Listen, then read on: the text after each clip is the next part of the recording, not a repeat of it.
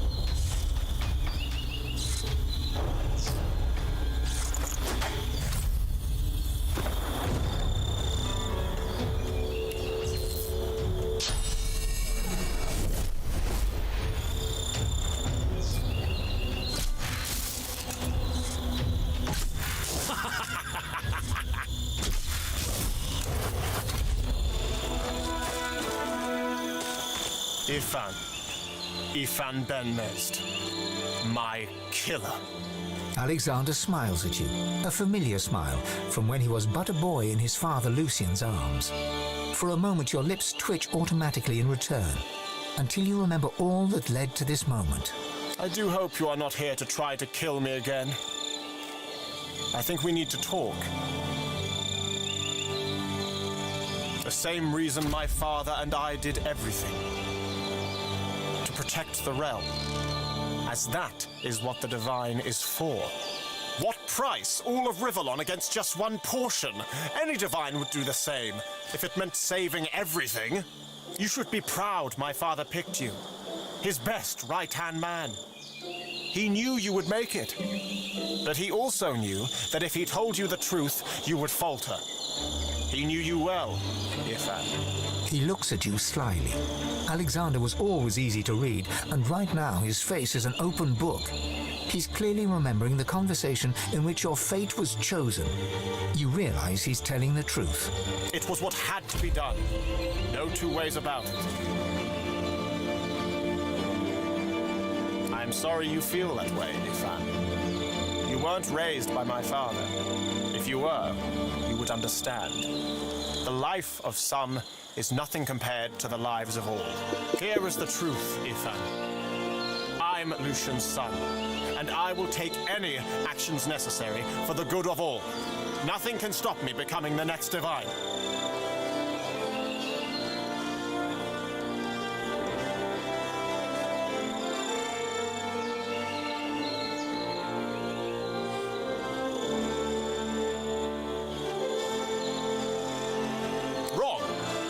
Proves I am the only one who is worthy. I have to decide who lives and who dies for the sake of the greater good. That is what true power demands of you. Only I have the will, the strength to do what is necessary. And now that those traitors, Dallas and Friedemann, have no influence over me, the way forward is clear.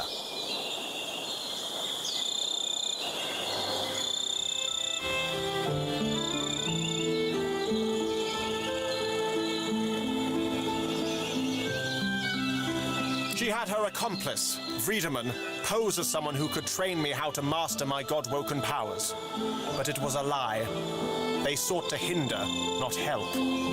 While I was being occupied by Friedemann, Dallas began taking over the Order. I confronted them once I returned from the Hall of Echoes, and the pair of them tried to kill me.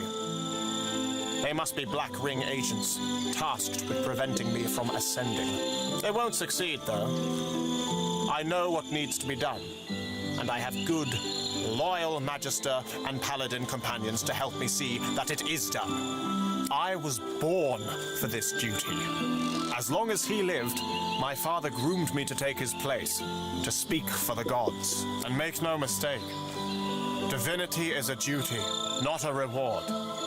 Others may be able to claim the mantle, but only I can shoulder the burden, the responsibility. Make no mistake, Godwoken. I do not need to work with you. I will enter the council when I am fit and ready. But you are desperate. That much is clear. Make yourself of use to me, and I shall help you unlock the council. You must strike down the one who leads the Black Ring on this island. That is my price.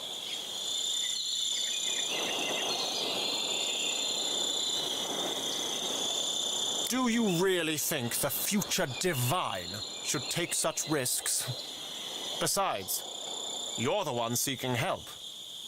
Perhaps you can put your murderous skills to use for the greater good. He's known as the Sallow Man. My father faced him in battle during the Great War. He's a wicked creature, a master of illusions who hides in the shadows and sends others to do his bidding. Alexander produces an old cowl and mutters an incantation. The cloth glows a cool blue for a moment before settling back. He hands the cowl over to you. My father concocted this charm so that he could face the Sallow Man in battle. The cowl has now been laced with its essence. Wear it, and he will be forced to reveal himself. Succeed, and perhaps you can join me inside the council. There we can see who shall be the next Divine, once and for all.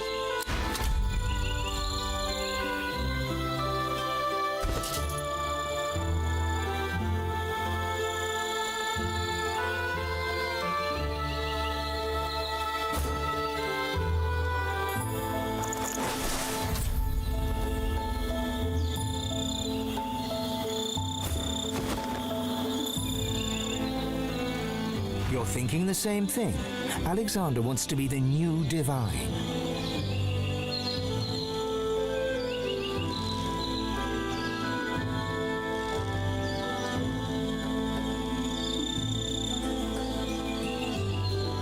He hardly has his father's qualities. Besides, he's not to be trusted.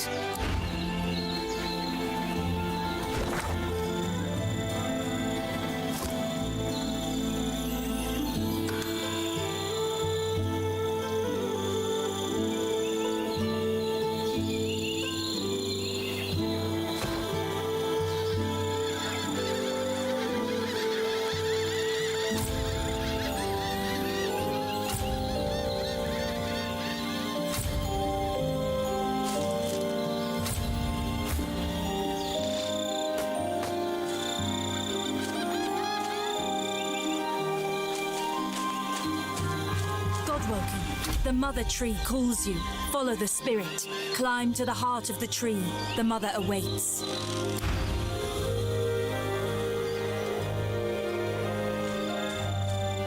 The elf prays hard, his eyes tight shut. Soon, Tierson Delius will give us the power to smash the ring and all our enemies.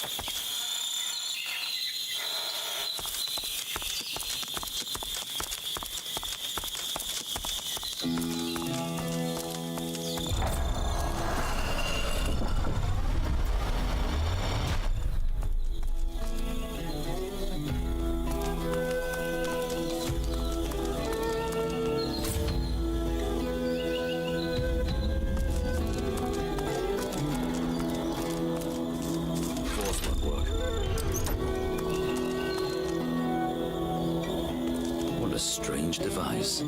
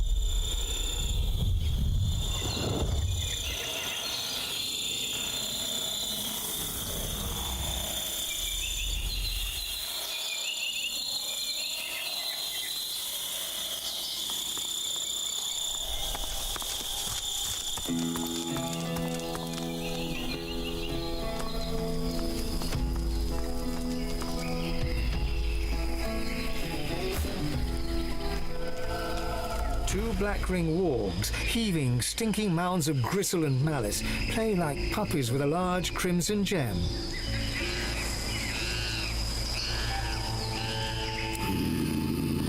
Pause. Away. Now.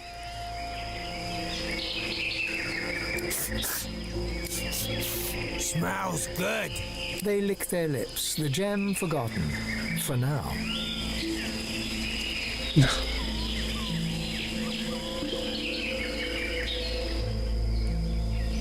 Between them, the wargs tear the food apart, then wolf it down. They look up at you, hungry for more. They lick their lips. The gem, you lift the gem. It's both hot and cold. Within the stone, stars seem to shine. It's mesmeric. You slide the gem into your pack for later. The wargs still hungrily eye the dangled meal. The wargs tear the flesh apart, and you turn away. I was hungry. Alright, you have a good one, Debauchery. Me too. What was we doing? Can't remember. Me neither. Let's go chase rabbits. Yeah, all right. With a nod to you, the beasts amble away.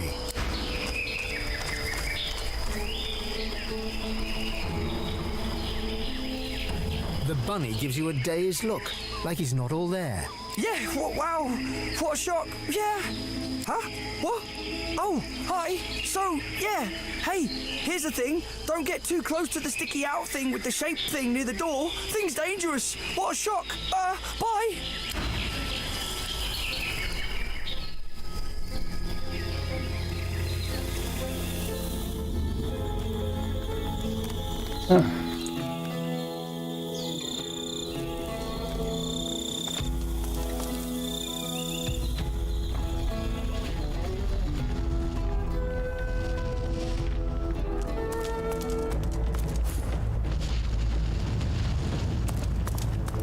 Looks like those black ring made a lethal enemy.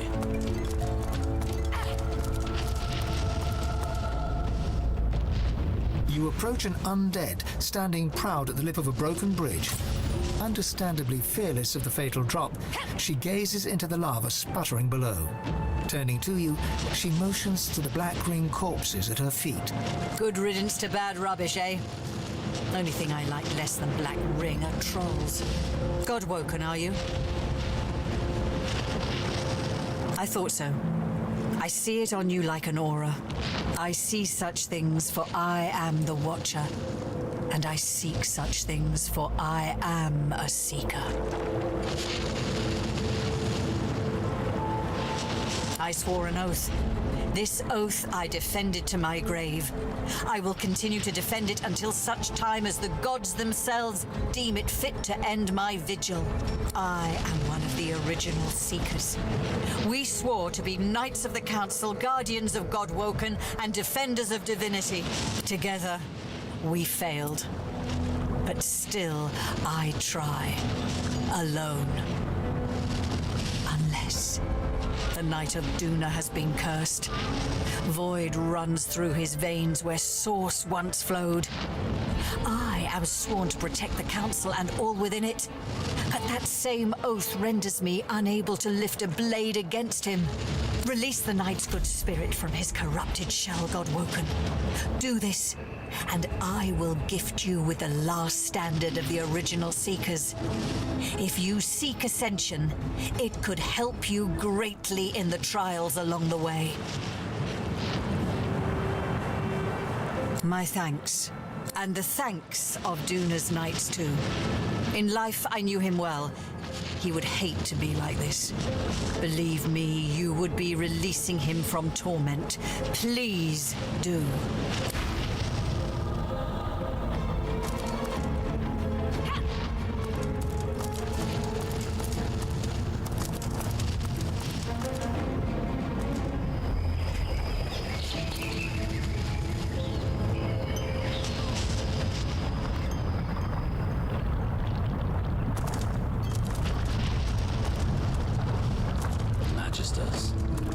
Not what they signed up for, I bet.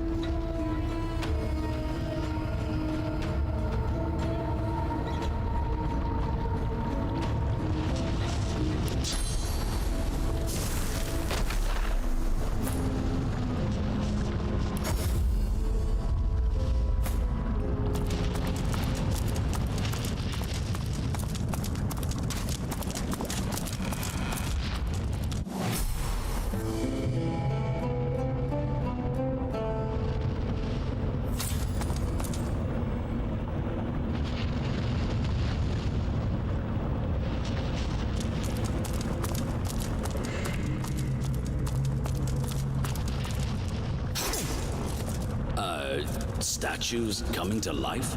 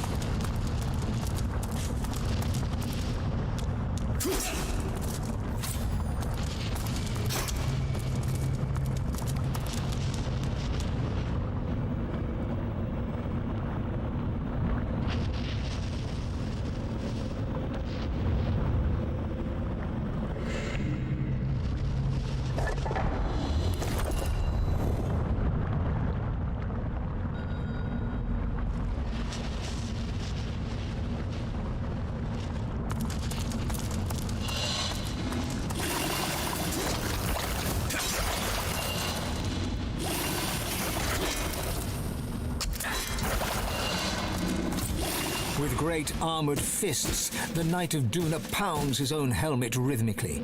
The helmet has buckled inwards in places.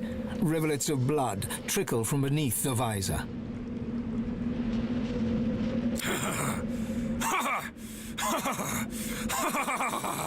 Come, hear my joke.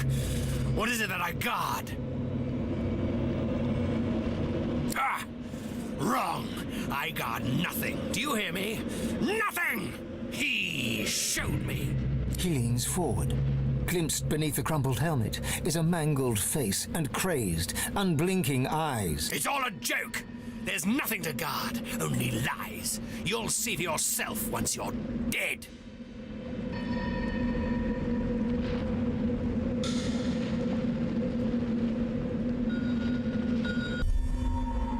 Enough words! Show me your steel!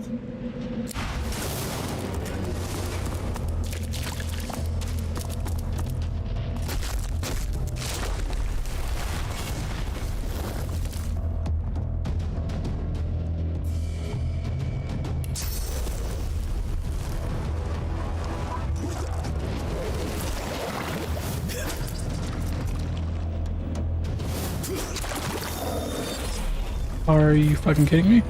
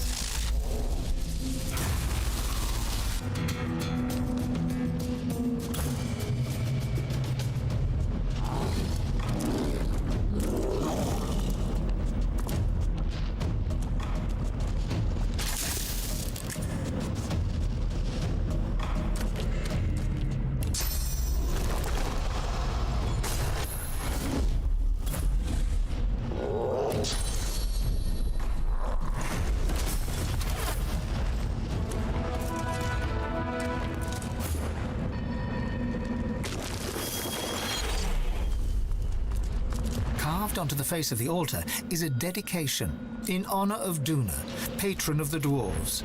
Long may their mountain halls stand as a testament to him. Hard stone melts into cool water at your touch. Before you stretches a lake, or rather a mire. The waters are fetid and rotten, the air filled with choking miasma. Through the dense fog, you hear a voice. Duna, god of dwarves, gasps, "Please, cleanse this place. Let me breathe." The miasma clears as the power of your blessing skips across the surface. You look down to see your face gazing back at you, reflected in now crystalline water. High above your reflection, the full moon stands vigil. You step back from the altar, the vision fading before you. As you leave, you notice a lunar rune has appeared, carved into the rock.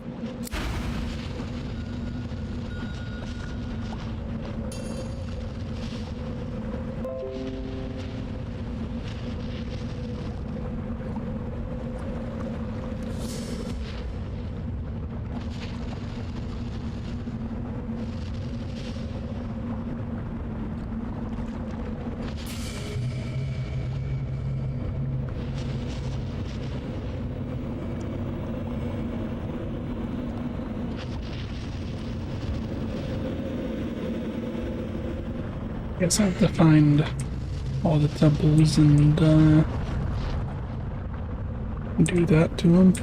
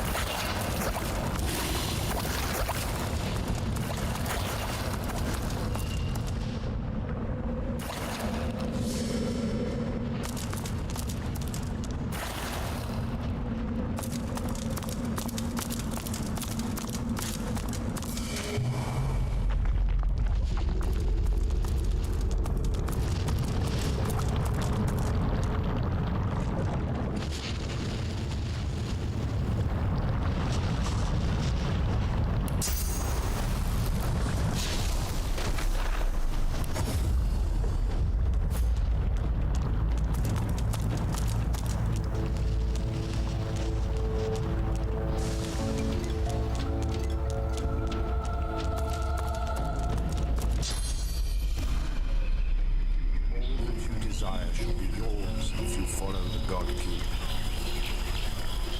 life shall be the same. The dreamer's eyes do not see you. His mind is elsewhere, locked in a dark rapture as he torments the Magister. The dreamer's eyes have rolled over white. His fingers twitch as you near. A cold presence suddenly seizes you. Your breath shortens, and a voice enters your mind, probing, Ifan. The prey that my master seeks, God-woken.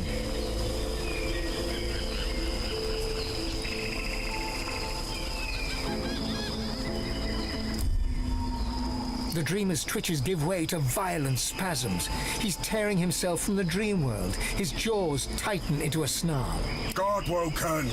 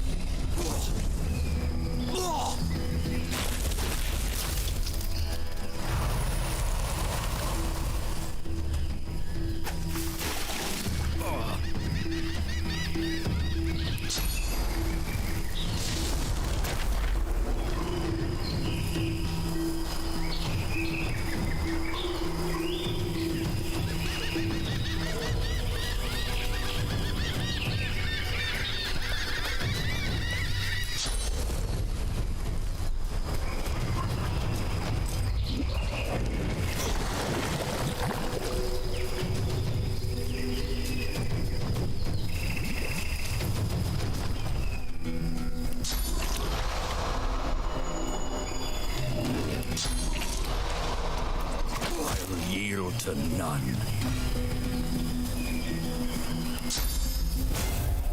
I'm ready.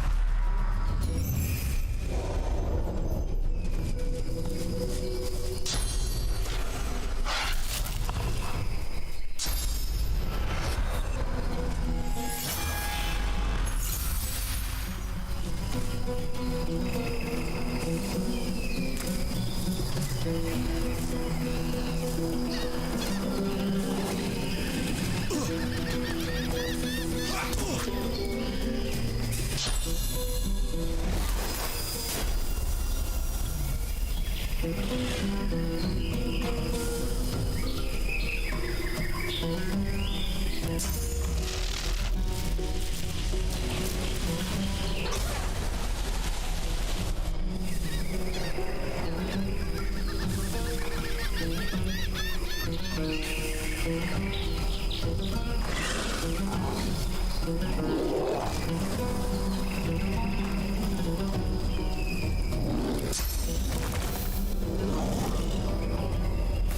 yourself!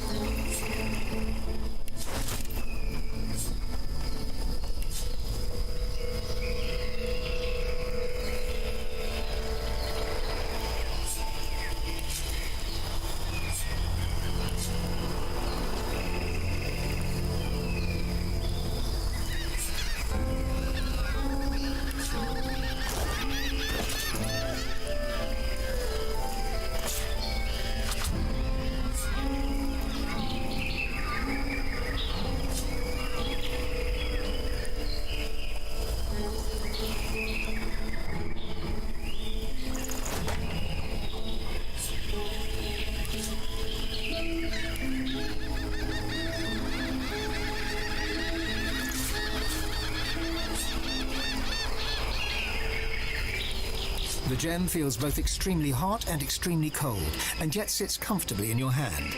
Within the crimson crystal, a galaxy of stars seems to twinkle, and beyond the stars lies a strange and wondrous realm. The stars swirl and move, and form a face, the face of an imp. Looky, looky, looky here! What's red and black and blue all over?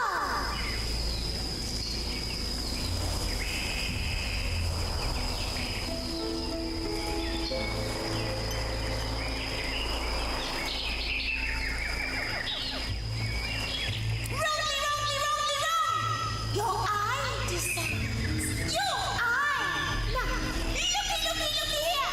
If you have 3 eyes and take away 1, how many eyes are there? Last chance! How many eyes? Wrong! How many eyes are there in all the planes? Countless eyes! Good night! The imp's face shatters into a billion stars once more. The gem returns to its inert state. Looky here! Ah, all right. Right. Very right. Come inside. The face dissolves, and the stars begin to swirl. And so too does your head, as you are taken to... What the fuck? Always wanted to see an impish one. Me too. This is fascinating. The machine is manipulating time itself. I'm in a hurry here.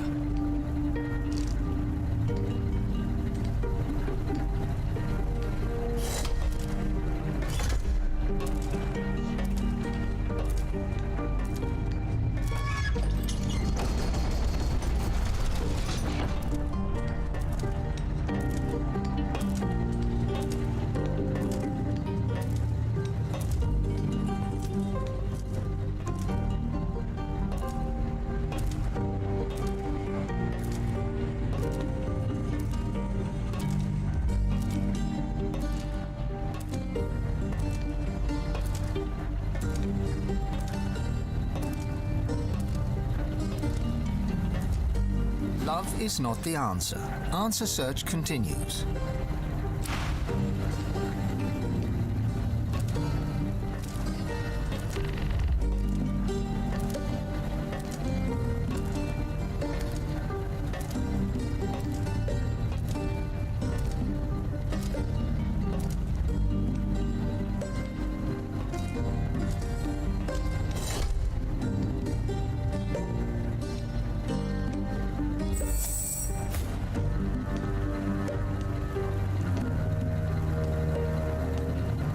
Love is not the answer.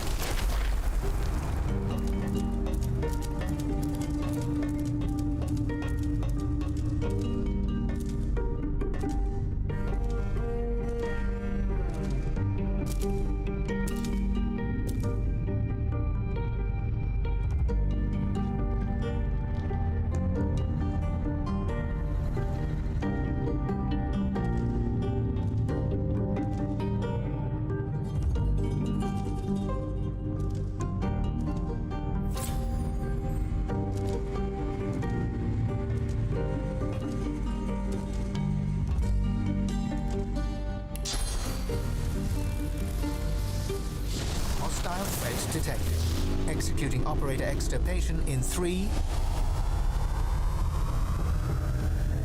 Hey, what's up, Dale? It's going good. 2.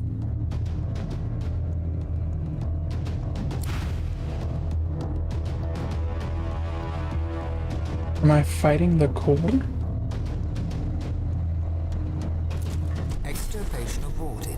Returning to primary task. On touching the glowing ball of light, text appears before your eyes. Threat de-escalated. Returning to primary task. Answer search running. What is the universe? Answer not yet found. Search incomplete.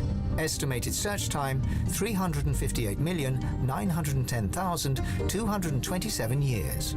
Estimated search time 358,910,227 years. Abnormal seismic activity threatened primary task operations. Operator sabotage suspected. To protect core functionality and data retention, first-level security measures were activated. Operator submitted override string. Large quadrupeds are playing with the framing device. The likelihood of quadrupeds having the capacity of play was calculated at 1 in 2.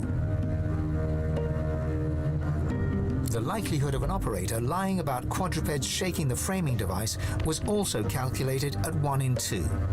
Operator's manner and language indicated hostility to the machine. Operator was identified as most likely primary threat. Extirpation was deemed the safest and most logical action. Threat de-escalated, returning to primary task. Answer search running. Oh, I got a reward for this apparently. Also, sorry to hear about your foot. Hope you're okay.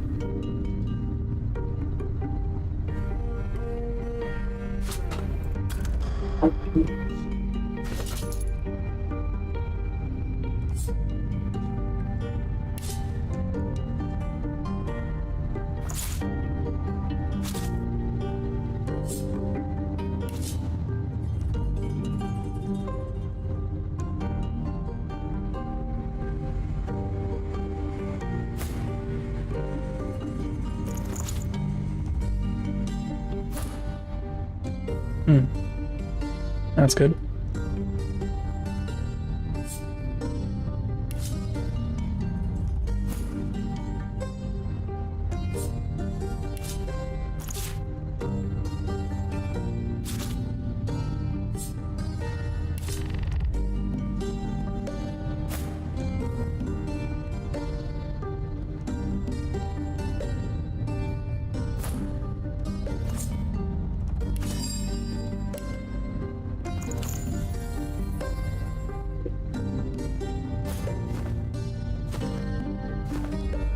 Nice.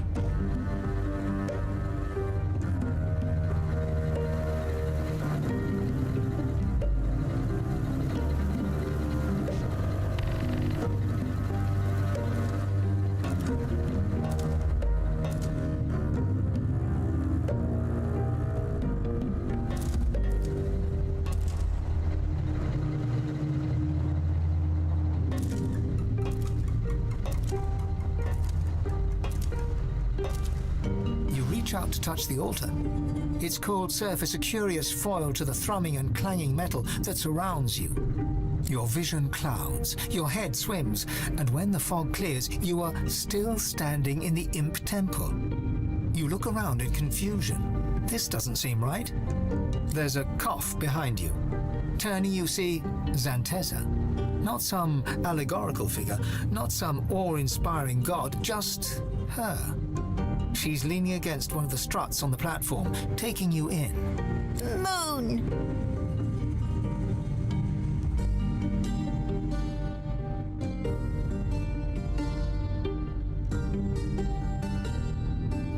There is not much mirth to be had these days. But the gods turning to the creations they've abused to save them, what could be more hilarious than that? Well, I do have one idea. She leans in, her eyes sparkling. I have a proposition for you. I'll reveal if I'm telling the truth, but only if you disown your god. Deep within, you can feel your god stirring, hissing like a snake. Oh, make no mistake. I'm not asking you to support me at the wellspring, just not to be beholden to him. To think for yourself, to make choices that you think are right, not what some half-dead god demands.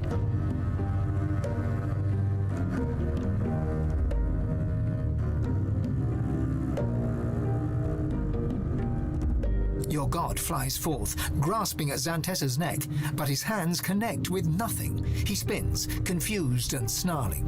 The image shimmers, solid as any mirage, and fades to nothing, leaving only an echo of laughter and a bright moon shining down from above.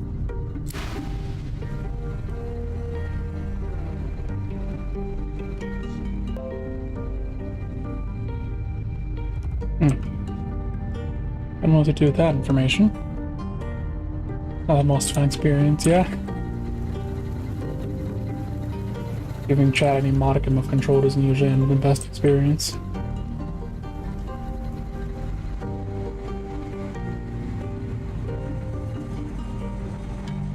Oh, that's another one of the teleporty pyramids.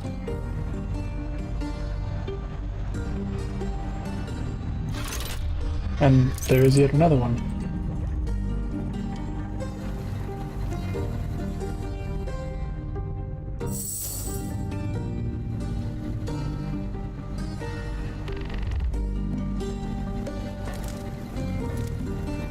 Infinity is not the answer.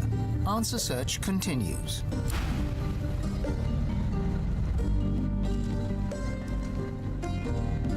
I probably can't, but I want to see if it'll let me just use my jumpy power to just jump over this wall.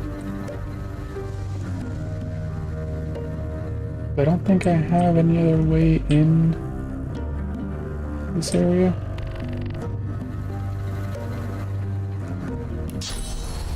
Yeah, no. And this one doesn't even seem to have a lever.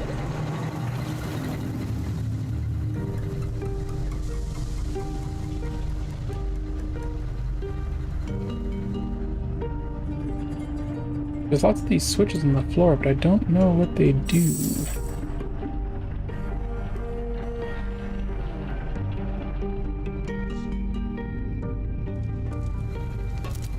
Maybe one of them opens up what I'm looking for.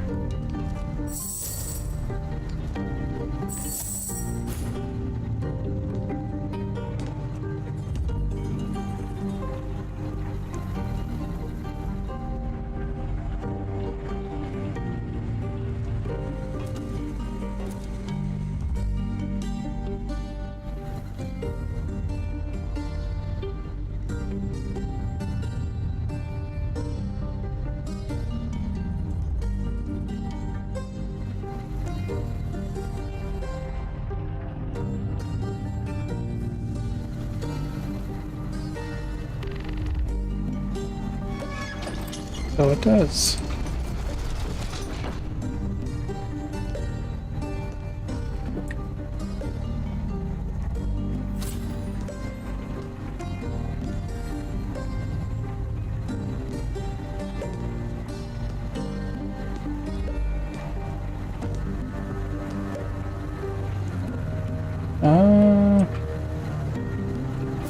Huh. I was kind of hoping that I could just pick that pyramid up, but I guess not.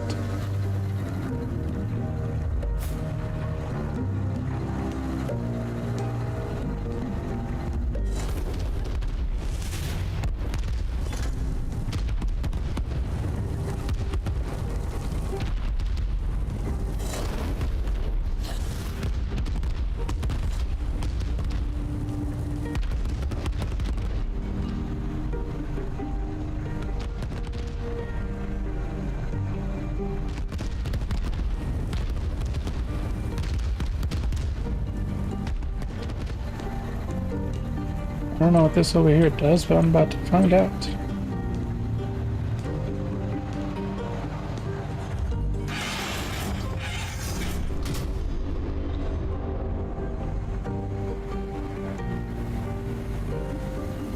Whoa, isn't that Death Fog?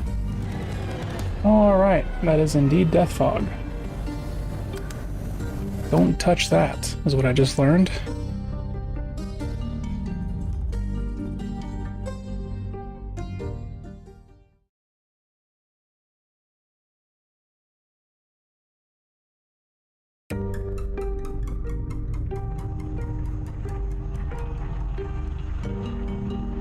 Need to get this door open somehow.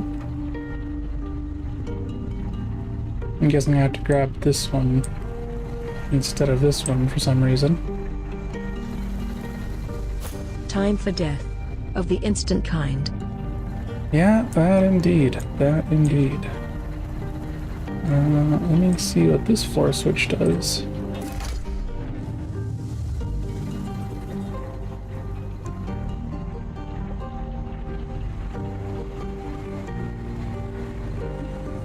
Is he on it? He is on it. And this door is not any more unlocked than before. Oh. There's no one up here.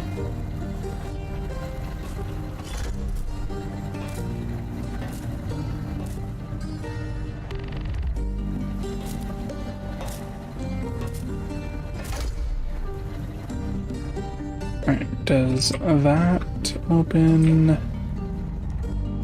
this? No. No, it does not.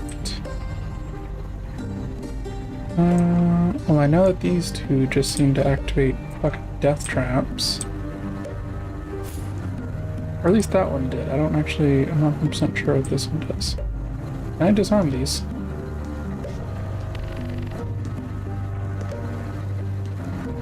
A trap. Better give it a wide berth. I guess not.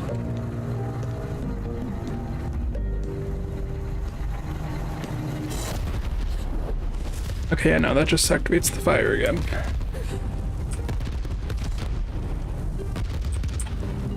Well, let's see what's over here.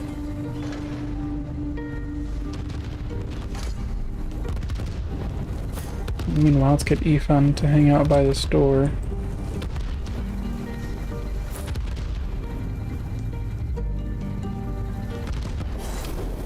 Okay, well, now we know what that does.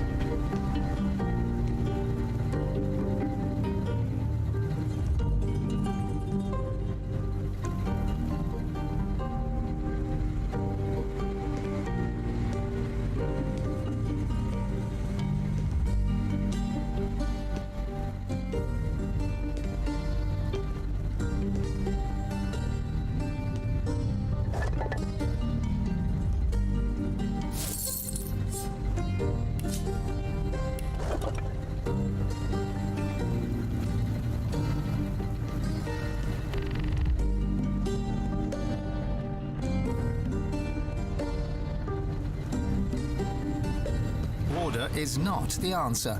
Answer.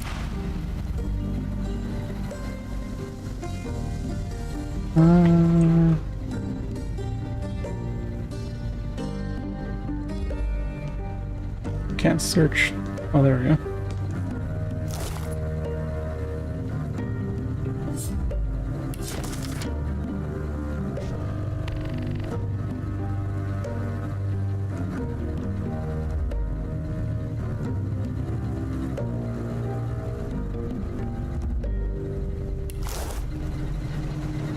Phase capacitor, huh? I had a bunch of those. I think I sold them. Here's to hoping. Why are you just standing there, Ethan? You're supposed to be standing next to this door over here.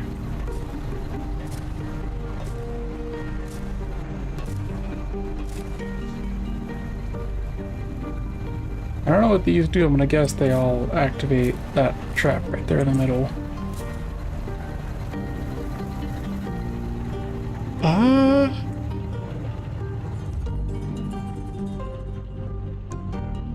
Hyperdrive protocol?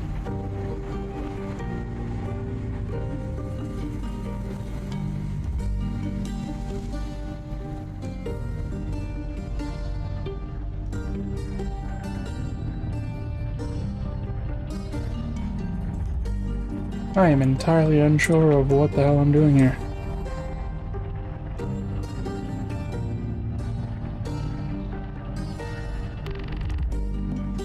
Oh, there's another one right here. Wait for Ethan to reach that. I'm just gonna take a while because we have to move slow as fuck in here. Oh, good night, Dale.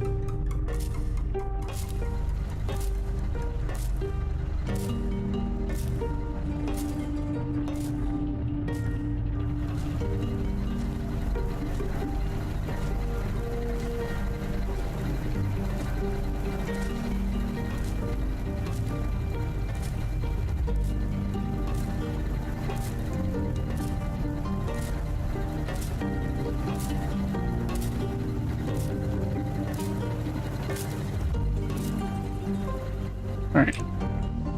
That one do anything helpful for us? This door very much still appears to be locked. Don't step on the fire trap, you idiot!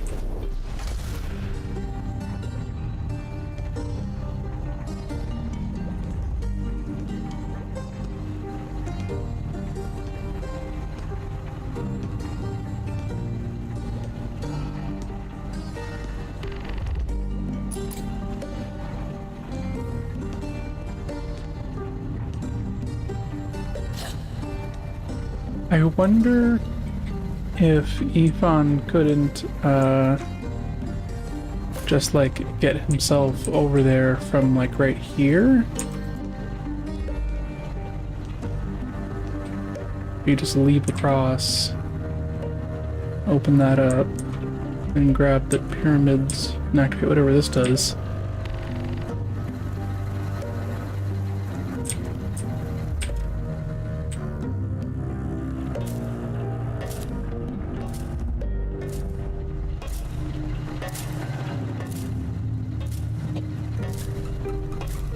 In 10 years, we'll reach it.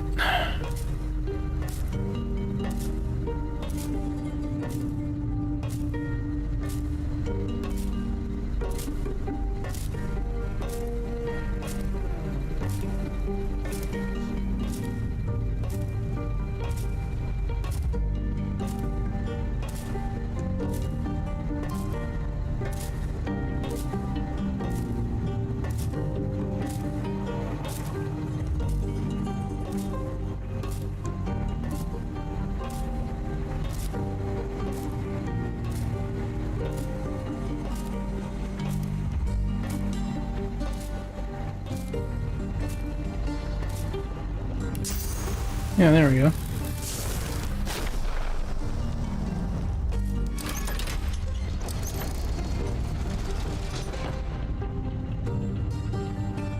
Let's see what the hyperdrive protocol does.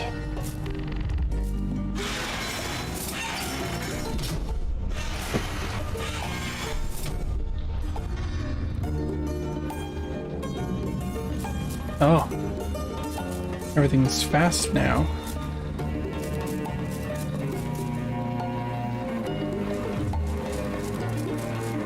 Still can't grab these pyramids. Not sure what to do about that.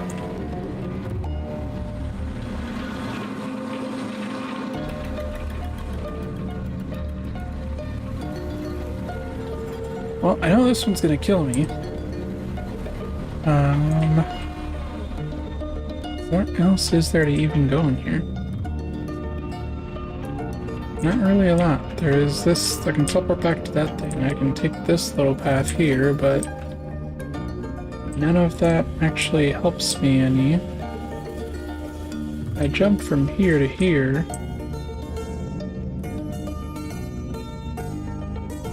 I don't know.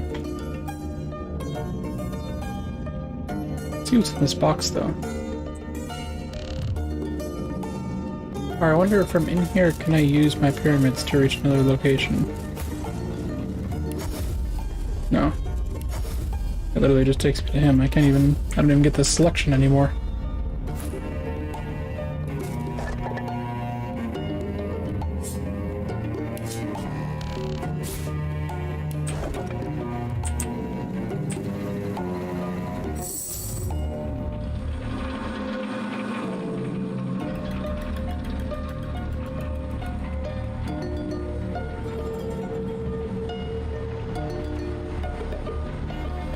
That knob is just gonna kill me.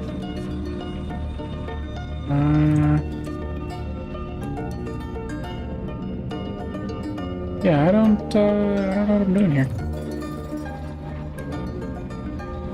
I mean, I guess I got what I came for, so I'll just head out using that thing over there.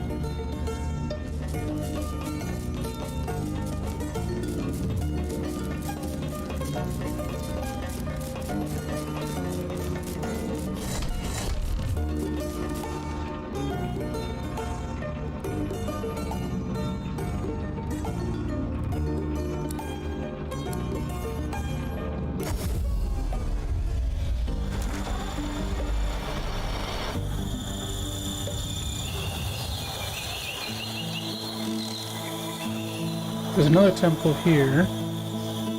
I've been to this temple. I've not been to the orc temple in this playthrough, but I do know what the orc symbol is. I think it's the moon. No, it was the sun.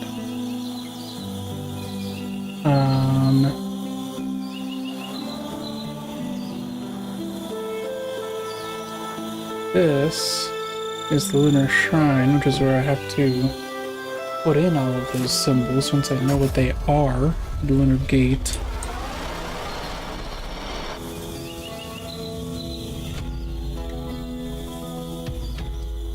So far, I know that the orc one is sun. I don't know what the human one is. Oh, did I not paste the image here? There we go. Imp is moon and dwarf is moon.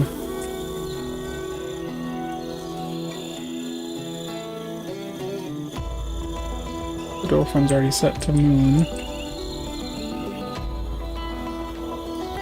And this one is already set to moon. Yeah, imp.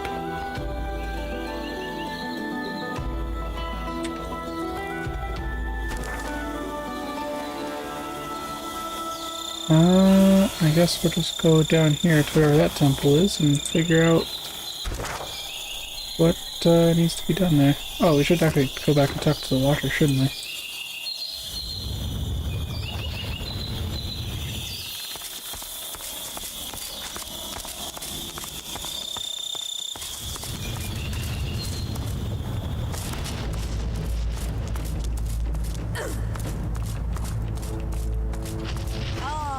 Woken.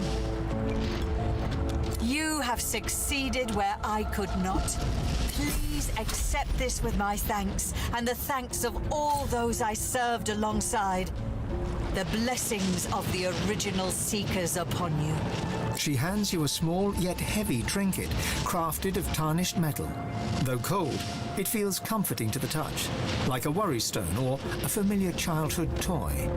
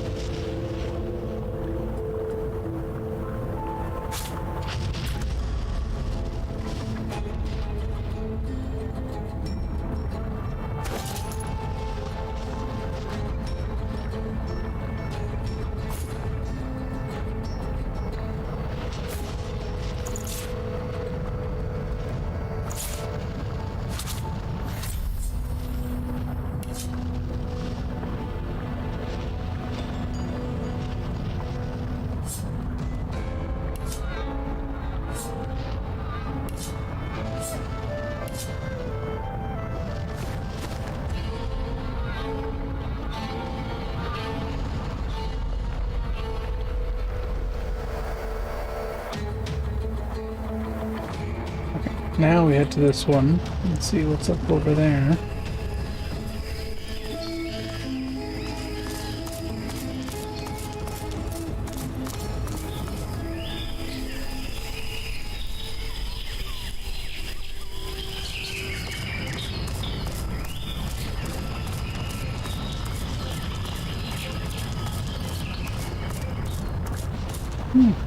This looks inviting.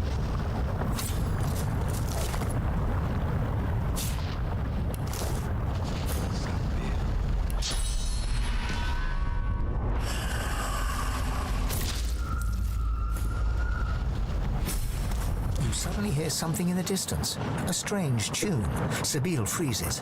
It's her Scar song. The Master is near. He's close. We must turn back now. Or he'll have me under his thrall once more. I need to find someone I can trust enough to share the Scar song with. It's the only way. So she doesn't share the Scar song with me in this version of the story. Well, that's an issue. There's no time to waste.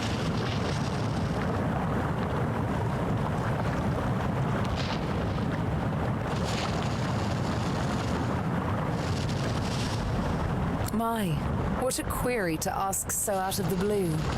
Still, why not? I suppose some stories were always meant to be told. So, here goes. No, hang on. She retrieves a small flask from her backpack, uncorks it, and takes a big swig. Tears stream from her eyes as she offers you the flask. They're tears of joy, I assure you. Here, have some joy. You drink. It burns. Soon the tears run down your cheeks as well. Not bad, is it?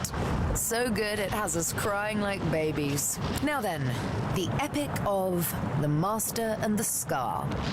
Sounds like a melodramatic opera. There was, of course, some singing involved. It began when I woke in the dark room. He removed my blindfold, and still I did not see. He himself was darker than any shadow, but I could hear him give orders to another. The Master bid the dream a dream, and so he did. He sat there. I could feel his hands upon my cheeks. He trembled, as if in pain. I didn't know what was going on until quite suddenly, his right hand became a flame. I screamed as he traced the design of the scar into my searing flesh, but I could not move, not an inch. And all the while, the Master looked on in darkest silence. Like all good things in life, one has to experience these things firsthand. So, once the scarring was over and the pain began to fade, the training began. With words, whistles, snaps of the fingers even, the Master could make me obey his every command. Young, strong, smart. You know I don't exactly lack in qualities. It didn't take him long to train me in the arts of stealth, subterfuge, and assassination. It shakes me little now, all too little. But that first time, that first real kill, it was such stuff as nightmares are made on. I had now lived in the dark for what might as well have been years. I was in a wood, but the trees there were sick, grey, leafless hydras sticking out of ashen earth. There were no stars that night. She sat, shivering beside a fire. I was nervous. I had to chase her. My hand hated itself, tried to resist, but there is no resisting the Master's song. My stabs weren't as mercifully exact as they should have been. I had to bring down the needle again and again as her screams flooded the forest with terror. When it was done, I crawled back to the Master, broken, crept back into the box, and through its cold black lid, he told me I had done well. Next time, I'd do better. You understand me completely. With the needle, I'll kill him, and with the needle, I'll strike his name from my skin. The bastard will be Master no longer. The very best. She cocks her head ever so slightly and eyes you as innocently as a kitten. Why? Don't tell me you disagree.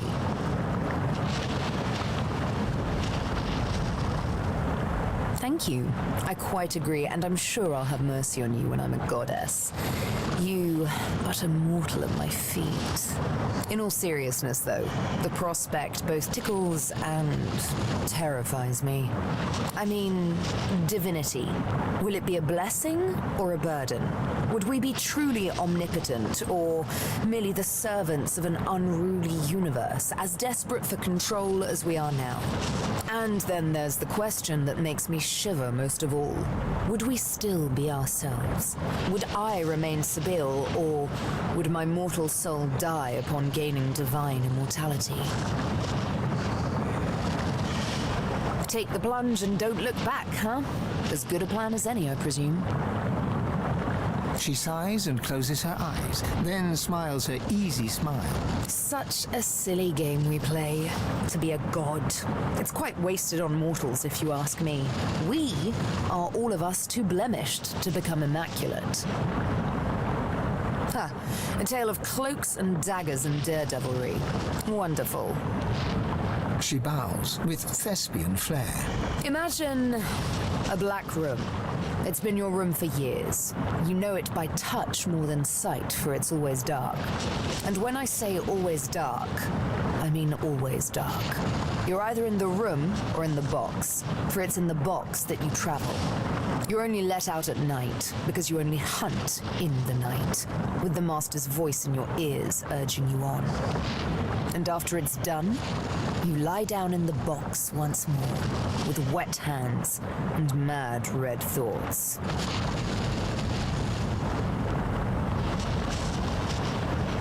Sometimes it's best to let sleeping questions lie.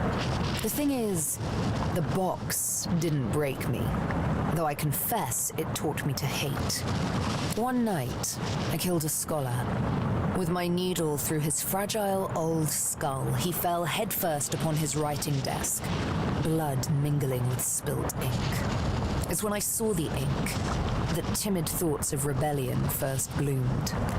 Back in my dark room, I dipped my needle that killed the scholar in his own ink and engraved his name in my skin. I'd remember him. I'd honor him with vengeance. His name was the first, but many more followed. Of course. She bares her left arm and shows you the name. You softly run your finger across it. Mindarin. He was Turashar, a keeper of stories. I'm sure he was loved by many. People like him, the beloved dead, they kept me going. Then, one day, it happened.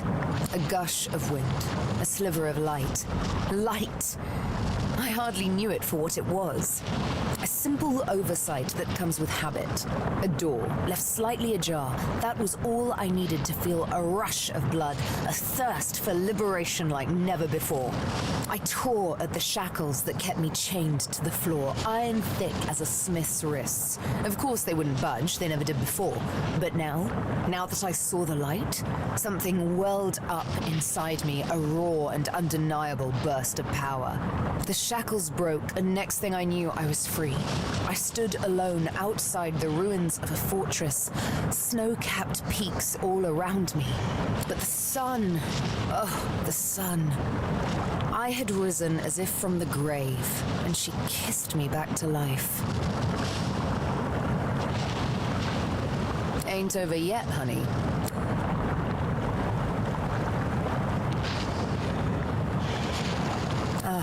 Yes, I am the Prime Scion, a revelation that came quite out of the blue, which is somewhat ironic, considering I'm supposed to be my people's foremost memory keeper.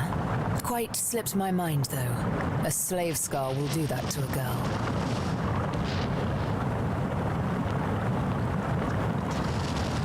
Yes, a great many things. Days long gone. She looks down, an uncharacteristic cast of melancholy passing over her face. Gods, I was so young. Imagine it, to sit enthroned under a vast forest canopy, to look down upon a crowd of thousands, their bodies aglow with countless rays of golden light falling through the leaves. You hear their voices as one. One mind, one thought, and it's your name they incant, as if the word itself were magic. Sabeel. They said it like I was the cornerstone of their existence. Isn't that silly? I didn't even know myself. Good question. It's a very lonely thing indeed to be the object of a people's worship.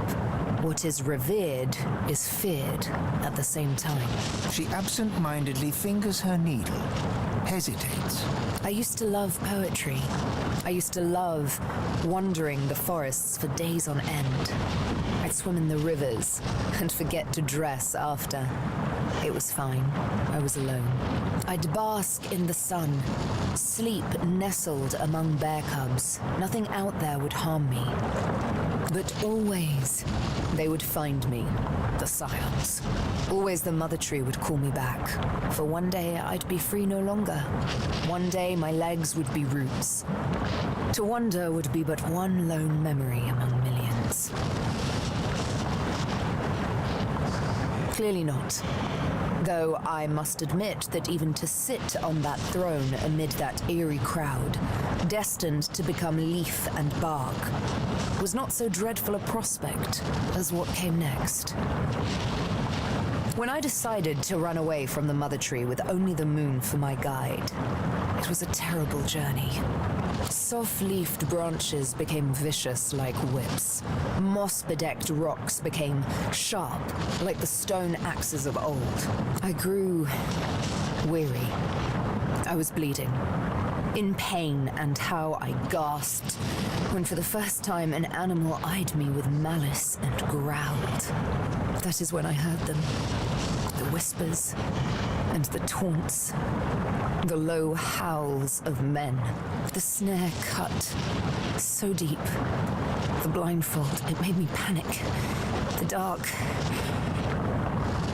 Somewhat to your surprise, Sabeel doesn't recoil, but allows you to hug her. Thank you. That very first moment of darkness. I've never been so scared ever since. Then there was the stench of those men. The burn of the ropes.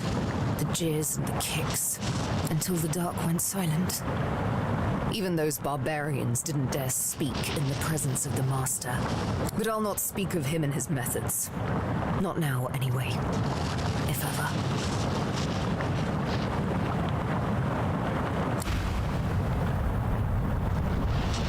I was hoping at the end of that she would tell me her fucking song or whatever, but I guess I need to go look up how to do that.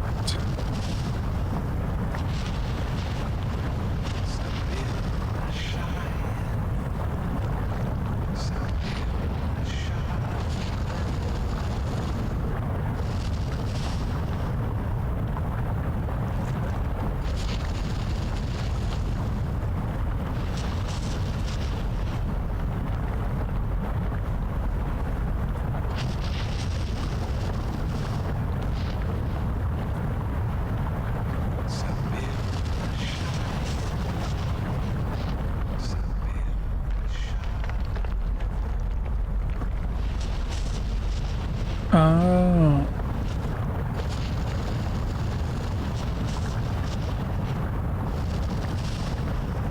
I see.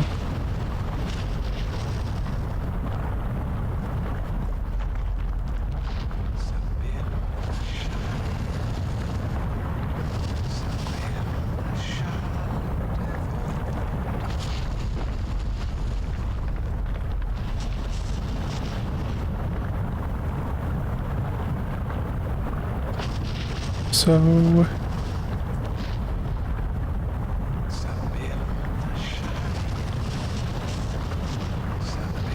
okay. So I need to go to the ship.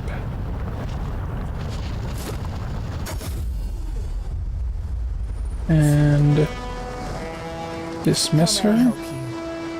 Are you certain you want to dismiss your companion? If we have different paths to take...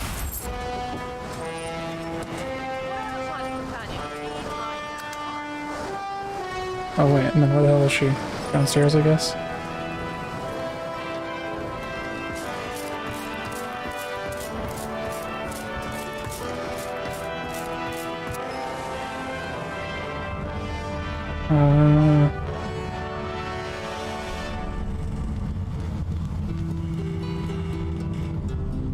Do I find her over here?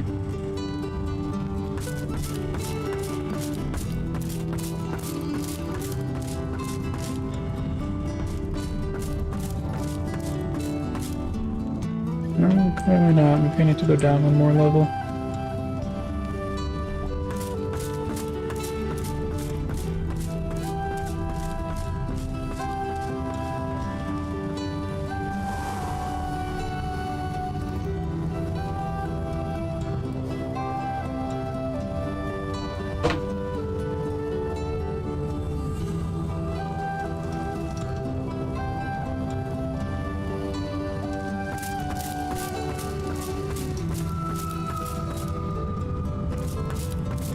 So how about it? Shall we travel side by side? You're not quite certain you'll ever sleep soundly with Sabine in any...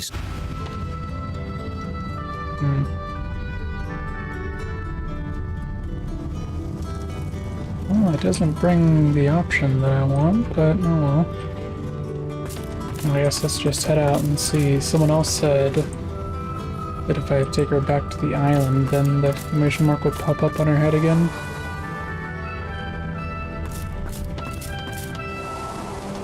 Trying to watch her closely to see if I can see this damn exclamation mark pop up.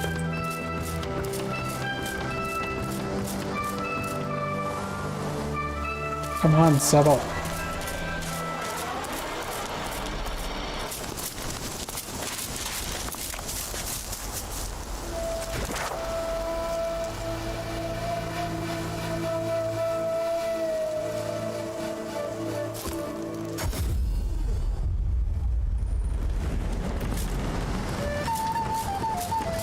Speak if you wish to. I think you know the answer to that. He has a... Whatever comes after that comes... Huh? Okay. Sabine slides her hand in yours, makes your heart skip a beat with her particularly coquettish smile. I've something I need to tell you. She scrapes her throat, hesitates, almost as if she's a bit nervous. There's a first. I'm afraid you're going to accuse me of killing the mood, but the thing is, I need to talk to you about the Master. No, not anymore, or so I hope. My dear, sweet Ifan, I've grown to trust you more than I've trusted anyone since I've had names on my skin. Wasn't easy, I know. Come, sit down with me for a moment. You both sit down, cross-legged, knees to knees, hand in hand. Suddenly, a melody. Sabine sings a song, haunting in its simplicity. She uses no words, sounds rather. It's beautiful, yet somehow menacing. This is my Scar song. It's all the Master needs to make me his slave once more, unless your voice opposes his. I will soon confront him, with you by my side. My life and my liberty I place in these soft, strong hands of yours. Will you sing? Good answer. Her cat's eyes close as she leans in for a kiss. You kiss. It's sweet and wonderful. You wish it could last forever. My word. You both get up and smile to one another warmly. When you hear a sound in the distance and turn to look, Sabine pats you affectionately on the bottom. Adventure calls, but I say we do this again sometime. Speak if you wish to. Oh, honey, you should be. It was a trust not lightly Oh given, god, I let's go assure you. hiccups and burps. The mere recollection of this tune, it haunts me. Sometimes, in dreams, I hear it whistled, and I fear it's real. I fear I'll never wake up again because it holds me enthralled in the night. And when I think of what it made me do, it's enough to make me want to flay whoever sings it. She pats your shoulder awkwardly. But darling, no need to tense up so. I'd never do that to you. Well, not unless you'd attempt to sing the song before we meet the master. But you're far too smart for any such shenanigans, aren't you? Of course you are. Now then, on a more serious note, how about a kiss? Come here. A kiss, a sweet, stolen moment. See? I told you we should do this again sometime. Alright, now finally, we can go back to this motherfucker. I guess I'll travel here.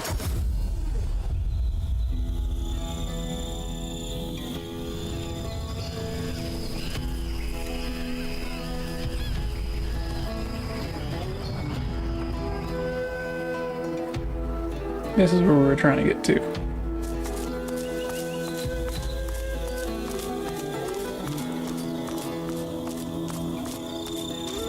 Lamp should also give the Seville back this.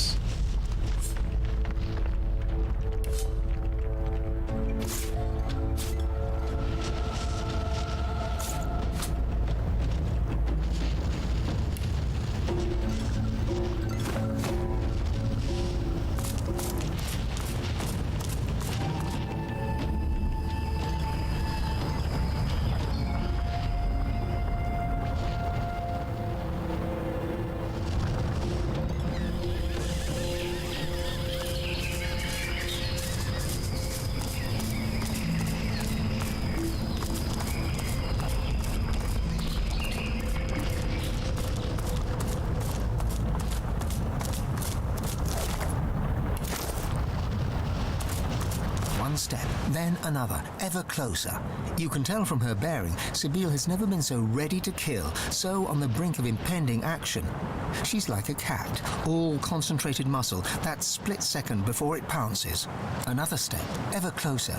The moment has finally come. She's found the master. The eyes of predators meet. Sabine?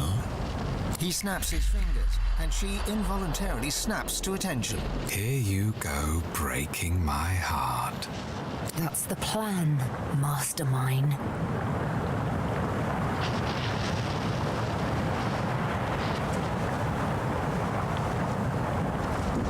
He sighs, sadly. I don't begrudge you your freedom, Sabine. Your escape relieved me of having to witness your death by your own hand. The inevitable last command. I would have watched you, like I have all this time, glad to see you live, sometimes even laugh. I'm very fond of you, you know? The feeling's not quite mutual. Not yet. Another snap. Different fingers, different sound. She looks to the ground. She's bowing before him. Utter control. The tool of a tyrant, you think? But you're mistaken. Let me indulge you with an explanation. Everything I do for a much greater good. The supreme example of this is you, Sabine. She's the prime scion. It had to be her. The other scions knew and welcomed her.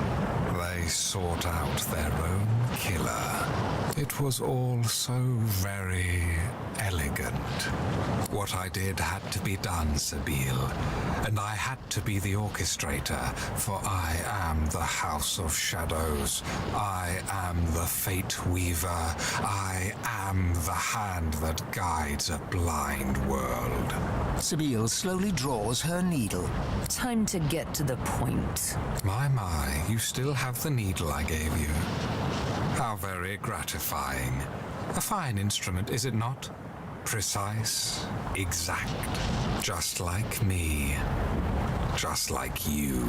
You should know that I forced you to shed the blood of scions because rather than a killer, it transformed you into a savior of untold millions.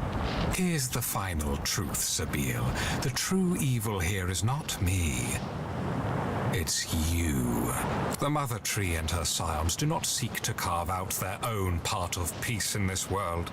They seek to carve out the whole wide world for themselves. They want their roots to conquer every last inch of Rivellon. World domination.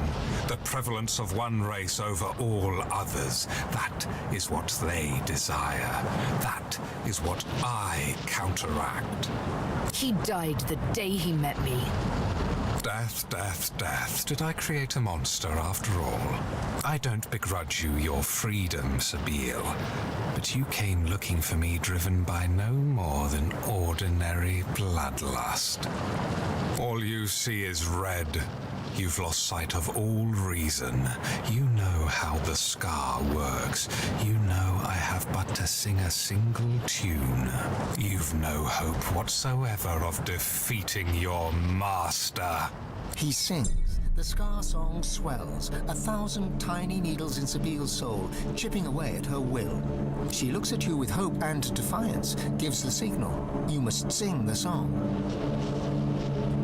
Your voice harmonizes with the master's. Stunned, he hesitates, and yours becomes the dominant melody. Sabile is free from his influence. Dear me, you're a miracle worker. I'll take it from here. The patient cat finally pounces. She strikes, precisely, exactly. Her needle pierces his neck, spears his vocal cords, filling his throat with blood. Checkmated and muted, he staggers back, all a feared fury. This is it. It's time to kill the master.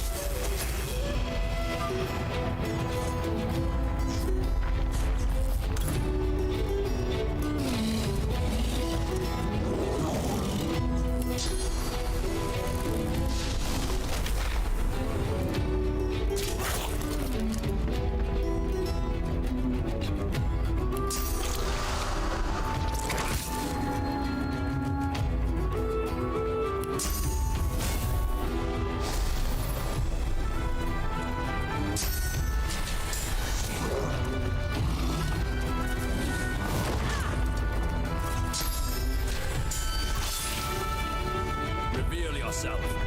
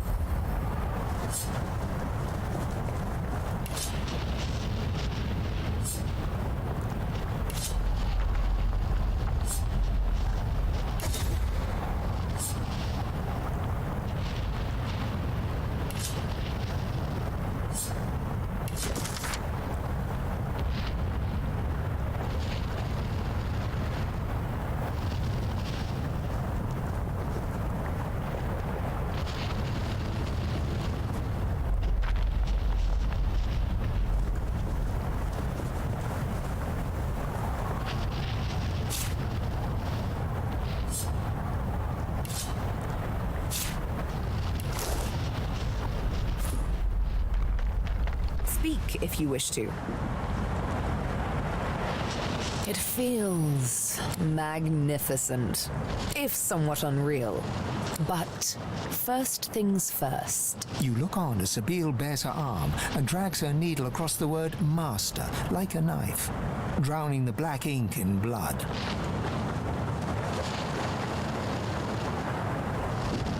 As painful as it is delightful, believe me. She laughs. Her cat eyes dance with mirth. Now, it's over. You kiss, very tenderly. Next, she takes your hand in hers, meets your eyes in earnest. I just can't thank you enough. I could never have defeated the Master without you. I owe you everything. But I do, and I won't forget. I am free now. She places a hand over the wound on her arm. I've known the opposite too long to want to spend another day hollow with hate, another night hollow with loneliness. I know I needn't be, if you show me a little love. You kiss her on the cheek, and she laughs, full of life.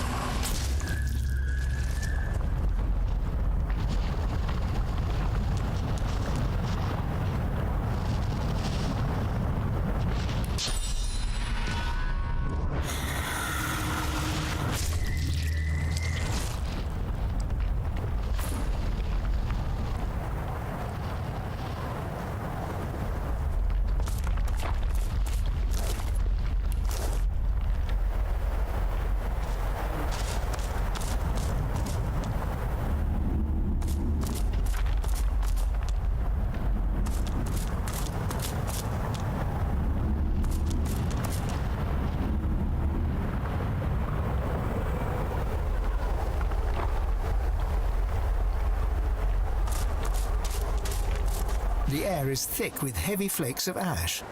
The altar before you seems to radiate heat as you approach. There is a blinding flash, and you are surrounded by flame. It licks your skin, enveloping you, but does not burn. Looking up, you see Zor Stissa sitting on an ember throne, surrounded by faintly glowing stars. Her eyes are mocking and angry, but you can see that her scales are starting to flake and fall. Weakling! You have wasted my time by coming here. My champion will ascend at the wellspring. No other can overcome trial by flame. There is no challenge, Godwoken. There is only flame. My chosen will overcome. The lizard slams her fist against her throne, sending embers flying. One of the stars above her ignites, wreathing itself in flame. The flames around you flare, and you're enveloped in an inferno. The fire rips through you, scorching your flesh and burning your clothes. The vision fades, leaving only the blazing fire, a glowing sun emblem on the altar, and the echoing laughter of a malicious god.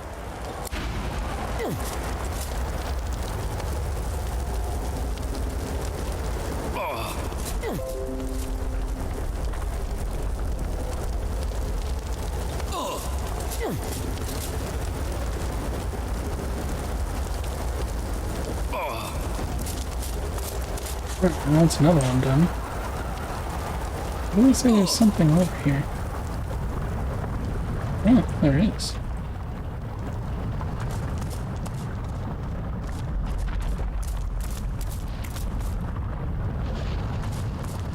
I can't make heads nor tails of this.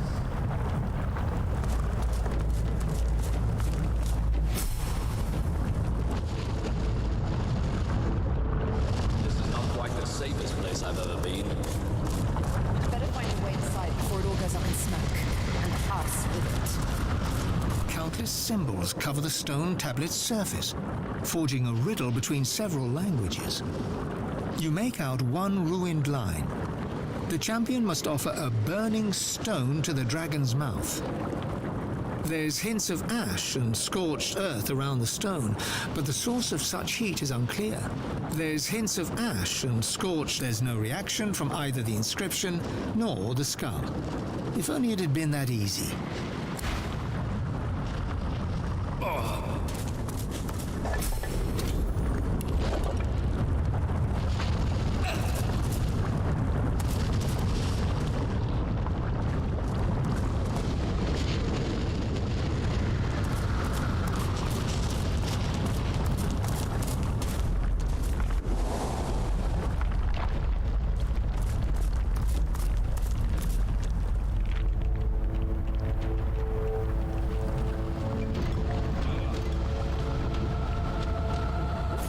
Why is this crab named?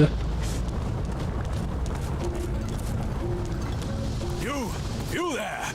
Prithee, goodly traveler, might I prevail upon you to answer a question? You see, I am on a mission most grave. I seek a sorcerer most foul, most reviled, most feared. Her name is... His pincers scissor wildly. Scepter the Ineffable! Have you heard tell of this wicked beast on your travels? Lost. And the hunt continues. Be wary, traveler.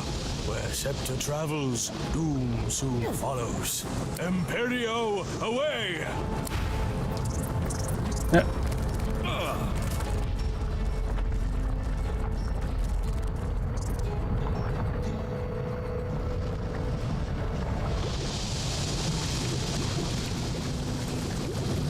Yeah, what's going on over here?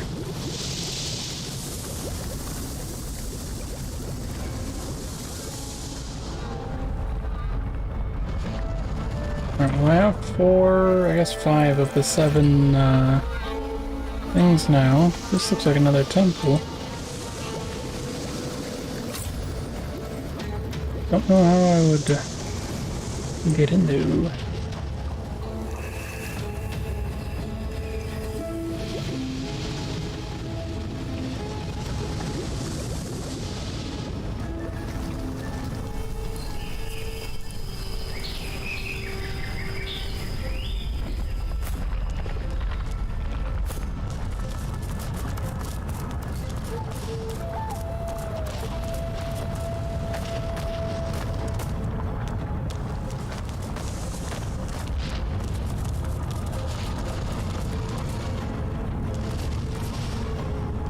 How long is he finally gonna burn for?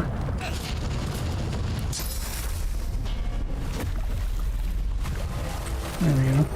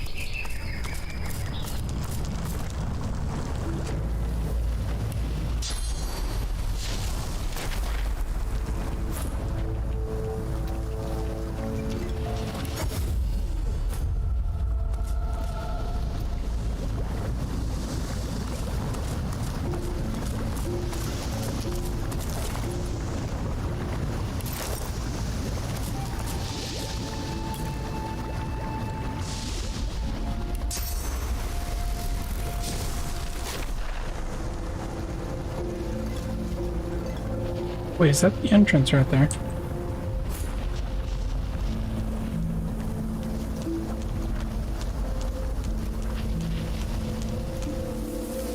If it is, it doesn't seem super accessible. Ah, no, it must be this over here.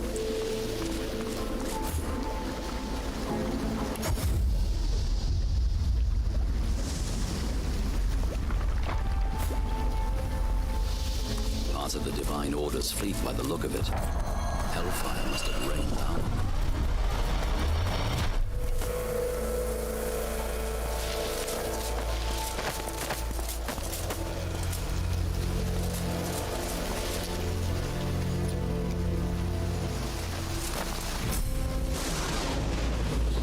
Oh. A temple in the clouds. What holds this aloft?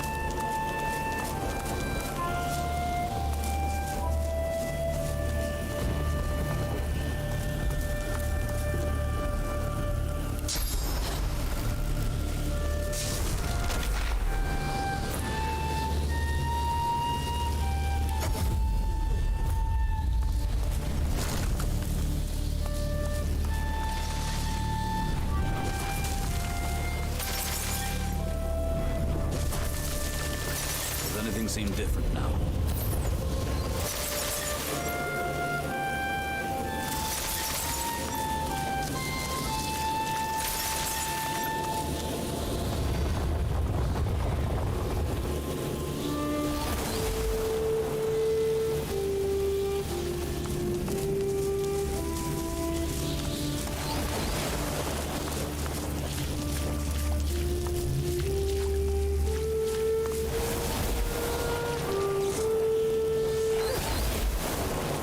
Oh no.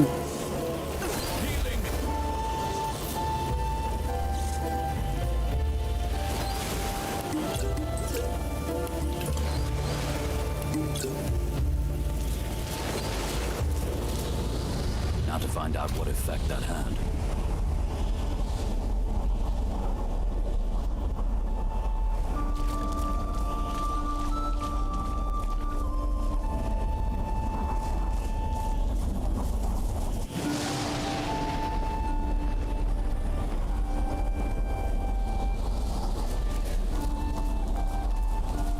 No idea what any of this means.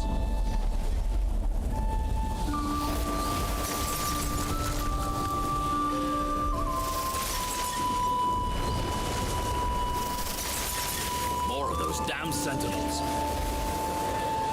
Can I just shoot them?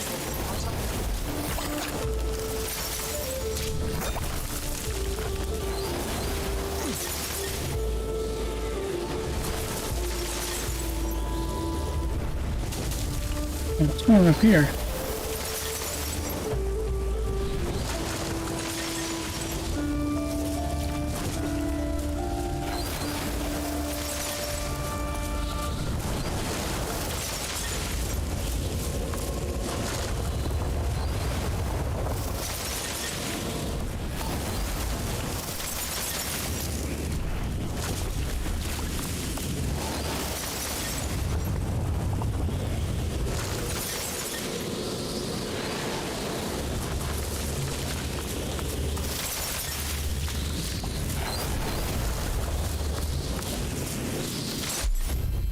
Defenses are breached. Must I kill you now? It would pain me.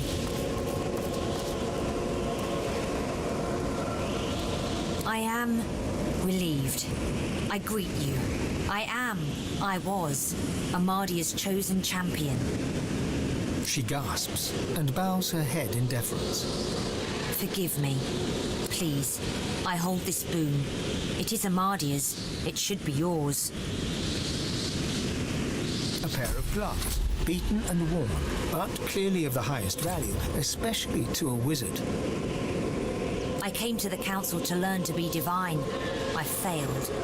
I'm not made to be pursued by evil. And that's what it means to be God-woken. Afterwards, I roamed the island, as did all we fallen knights. But my worst fears came true when the Black Ring came. I fled here. I made sure the temple was defended and went to the altar. I prayed to Amadia for help, but she did not answer. I'm not ashamed to say that I hid. There is untold evil in the world, and it has reached the island. It seeks the God-woken who would be divine. I cannot bear it. Amadia's altar is at the highest point.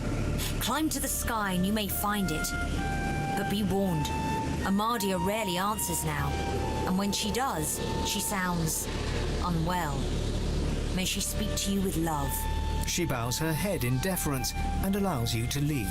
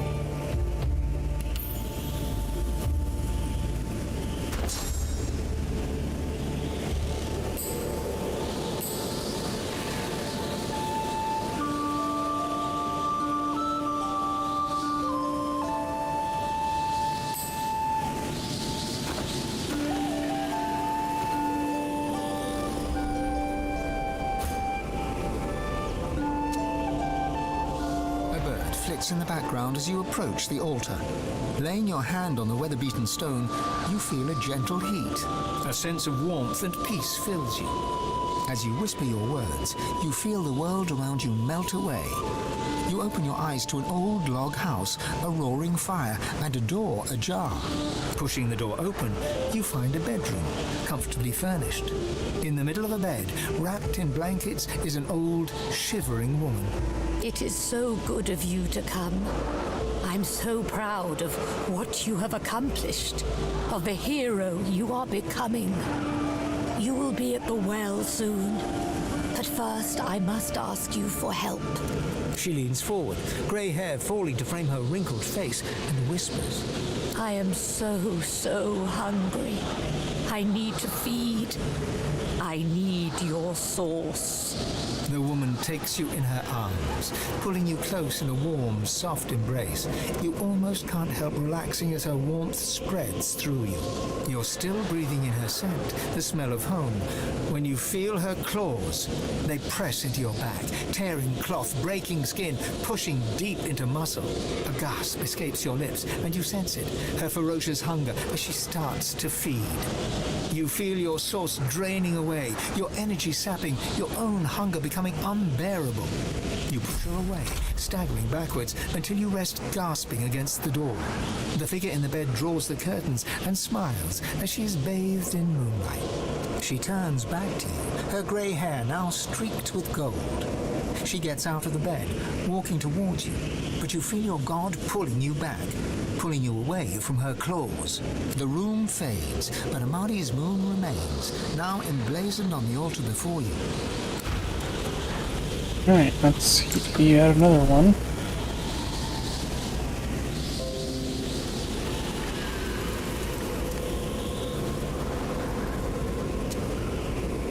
I have 1, 2, 3, 4 of them now. Plus I know that that one guy is number 5. So that's 5 out of 7.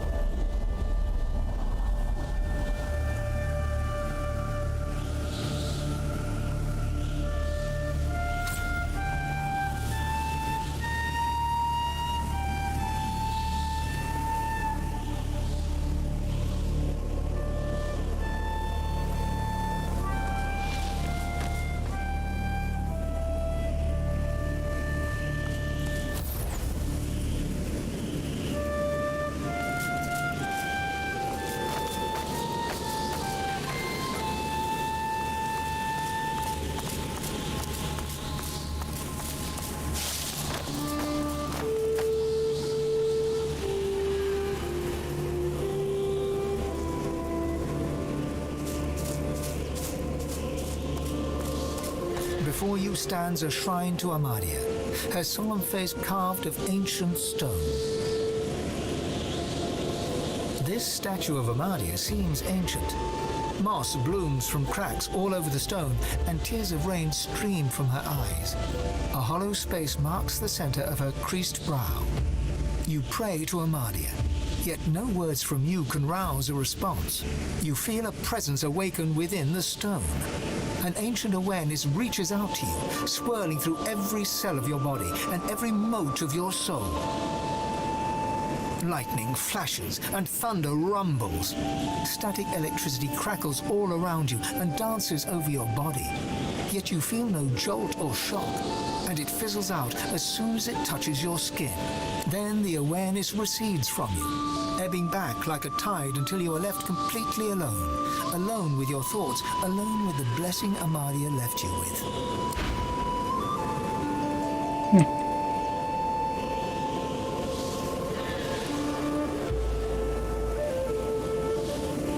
There's a bunch of these tablets back here. Well, I could get through this damn door.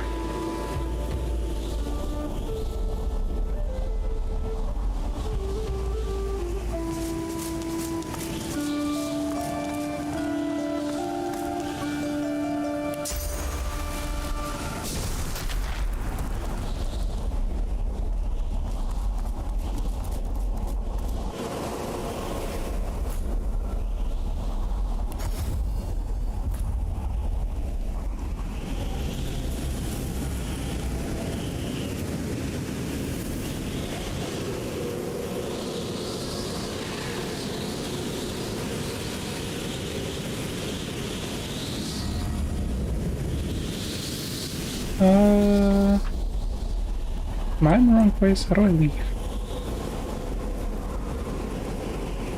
Oh wait.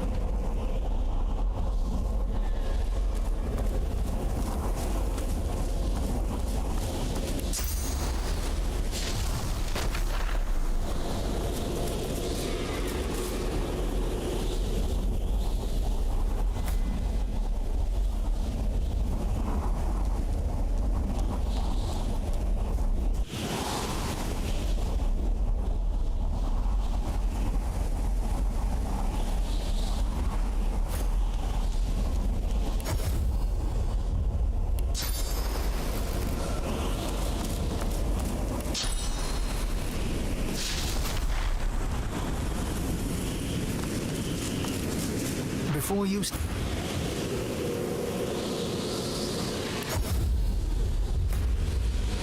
This statue of Amadia, with the grating sound of stone upon stone, the statue of Amadia moves to one side, revealing a secret room.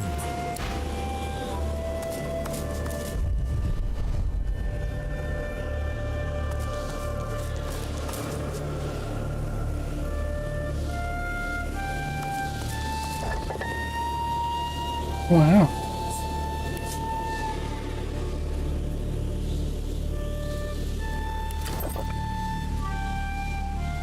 I guess all these tablets are not worth taking.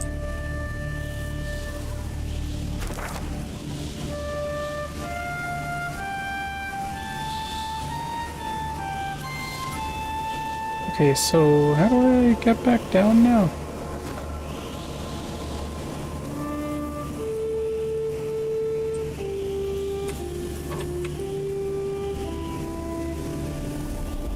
This portal only takes me over to the other portal.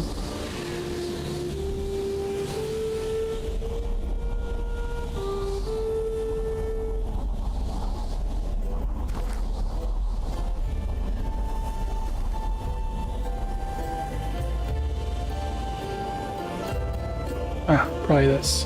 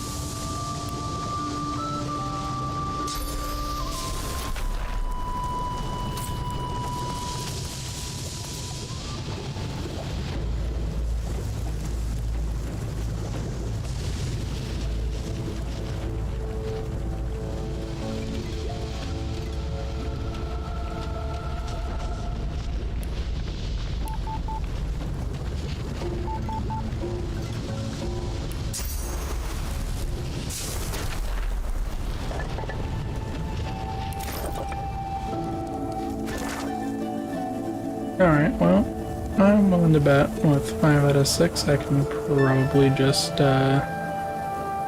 guess at what that thing is, but I don't think I've been over into this area, which might hold something else for me.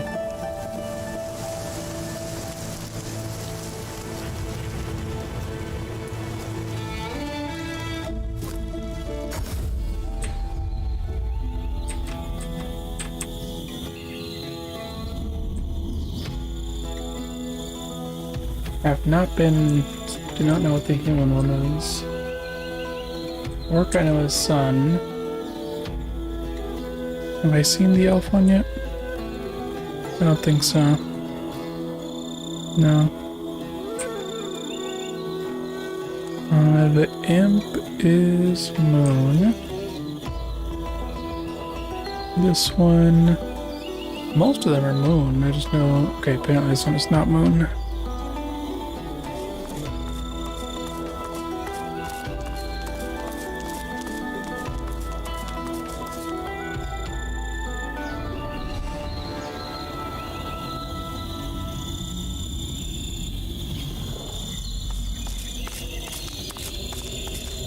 Won't budge.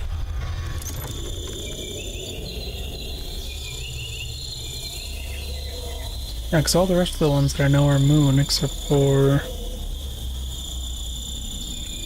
yeah, I know this one is sun. I know this one is sun. I don't know what this one's supposed to be.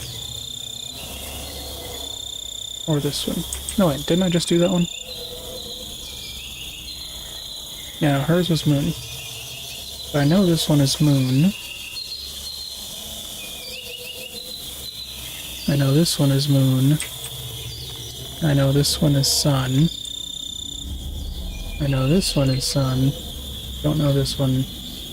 You know this one. So this is the only other one that I don't know besides the human one.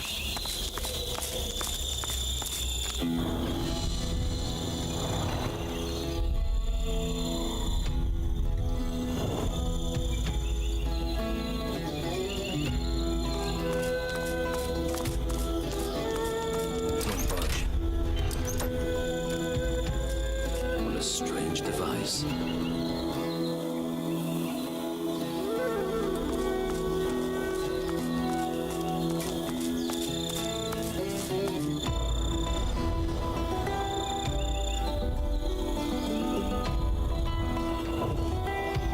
So we tried sun moon. We tried sun sun. Now we're gonna try moon sun. And pull these two apart.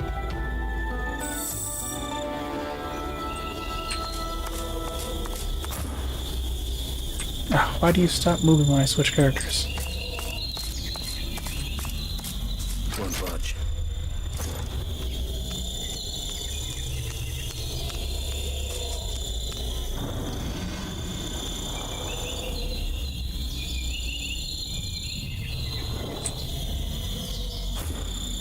Won't budge. Now, one of them was supposed to be a liar of some kind, but I don't remember which one that was. I think it was the imp one.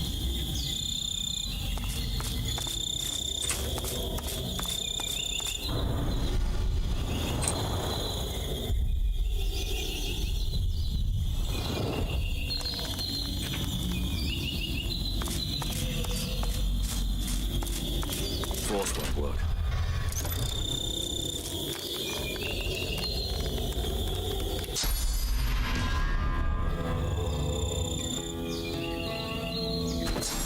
Do I need to bless it? I don't know if I have bless in my active skills at the moment. There we go.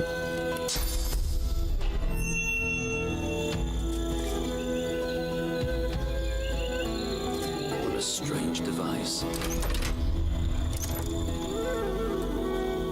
Won't budge.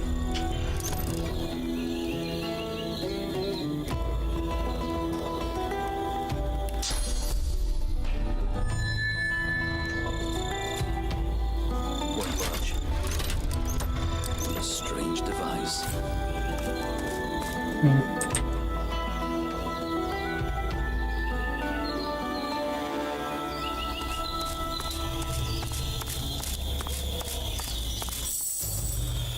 Now, wasn't this location up here supposed to be the Temple of the Elves?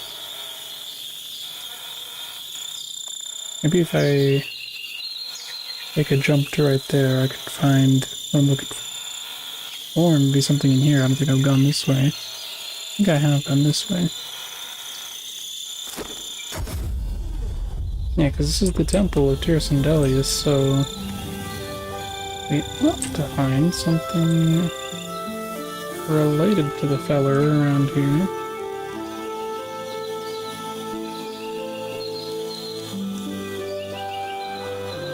Oh, it doesn't look like there's anything up here either.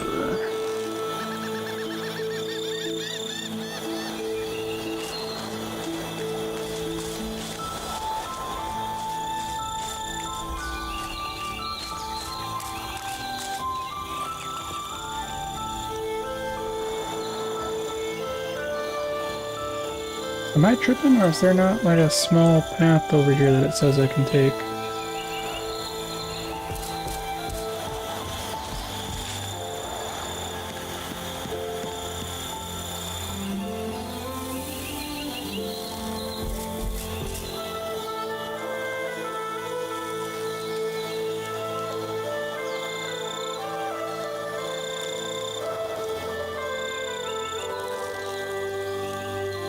Alright, well I guess it's just there for shits and giggles.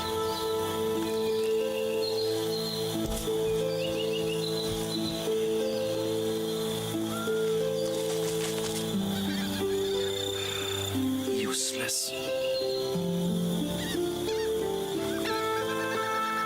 I don't know how to get up here. Maybe I can do it from over here.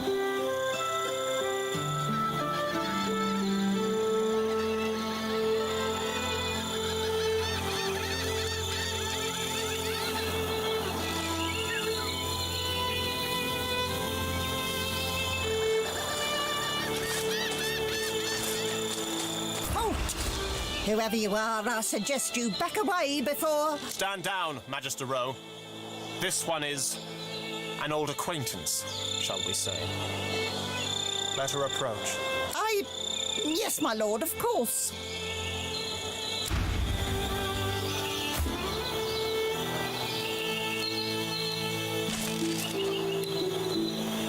Uh-huh. Oh, should have just climbed up here, I guess. What? Oh.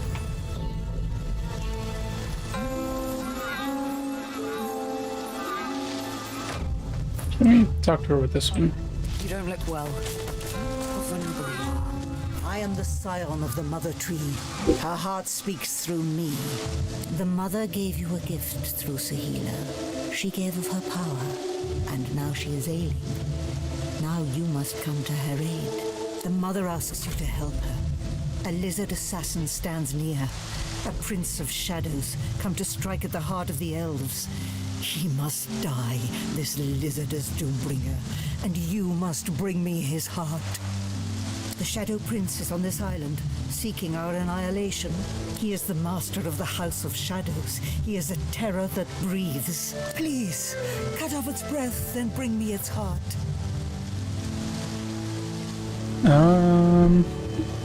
If I kill the Mother Tree,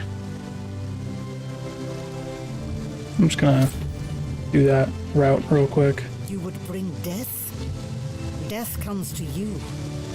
I am the scion of the Mother Tree. The scion of the Mother Tree. Let me talk to her, please. She and I have business.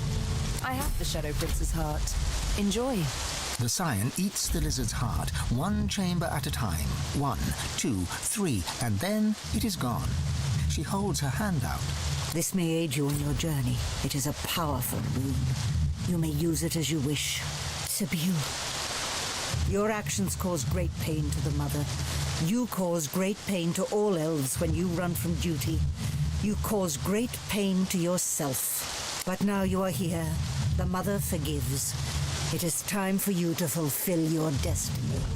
You are the prime scion. You are the daughter of the Mother Tree. You are the one that will replace her. You must take root now. The mother is sick. Soon she dies. It is time. The elves need a new mother. They need you. Take root, Sabine. The mother demands it of you. This is a momentous decision. I'm not entirely certain.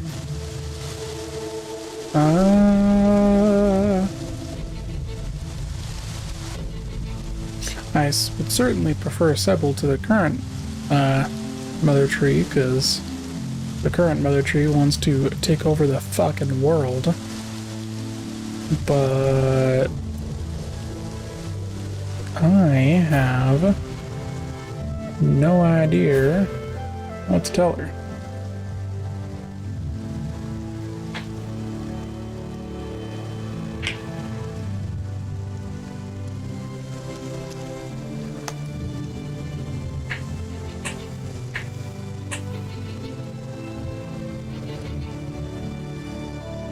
I saw that save, so I'm gonna tell her to maybe she should agree to it. You're right. I'm the prime scion. I cannot refuse. Bless you, Sabine. I bow before the mother. Now close your eyes and listen to the heart. Become one with the heart. Sabine closes her eyes for what seems only a moment, then opens them wide with a gasp.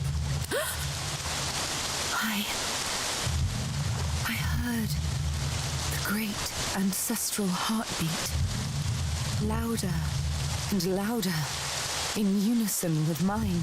It felt as if my mind, my single palace became a city, then an empire, then a whole world filled with every morsel of knowledge and power ever accumulated by any elf since the birth of the species. It was daunting. It was too much. It was far too much. It was perfect. When I opened my eyes, I knew I was no longer the same woman. I'm more. I'm a people. Its fate and its future. You feel it, don't you, Sabine? You are now the heart. Go on from here to become our god as well.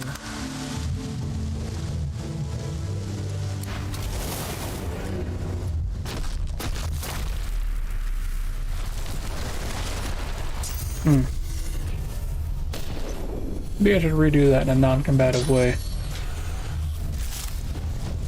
Yeah, I'm gonna load again and do that where I don't start a fight with this lady.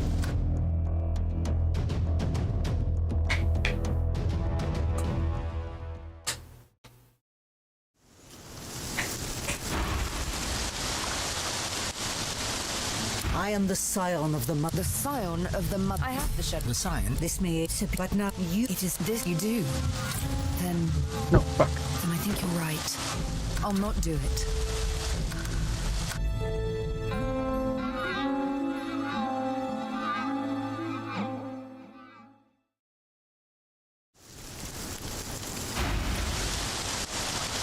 I am the scion of the mother. I have the scion. This may be, but now you. It is tough. This is. You're right. Bless you. Now it was when I. You feel it. Go on from here to become our god as well. Okay, you received a new talent? What does that mean? Is that like a skill or something, or?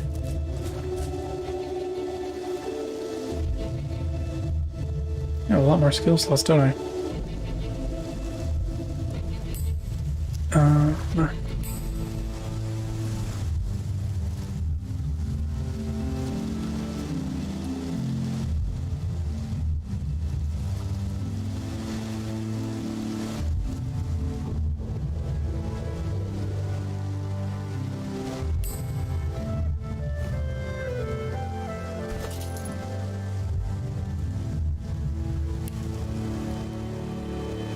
Rooted gives you +3 memory. Oh, okay.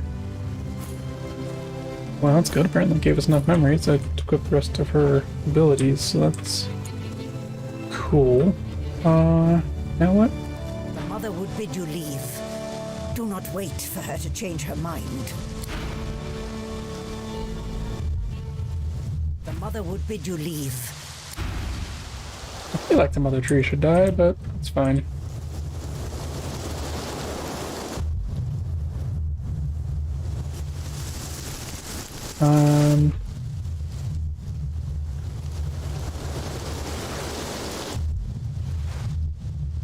I'm going to do a manual save.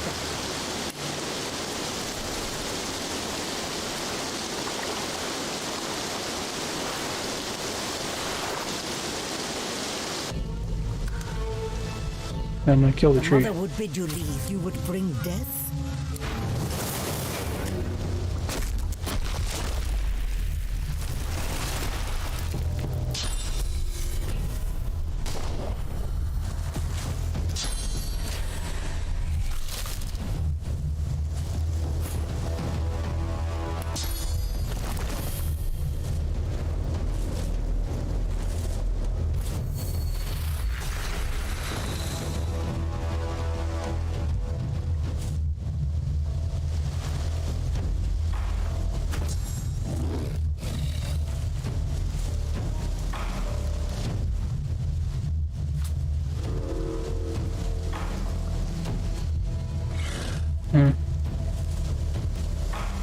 I have a lot of skills.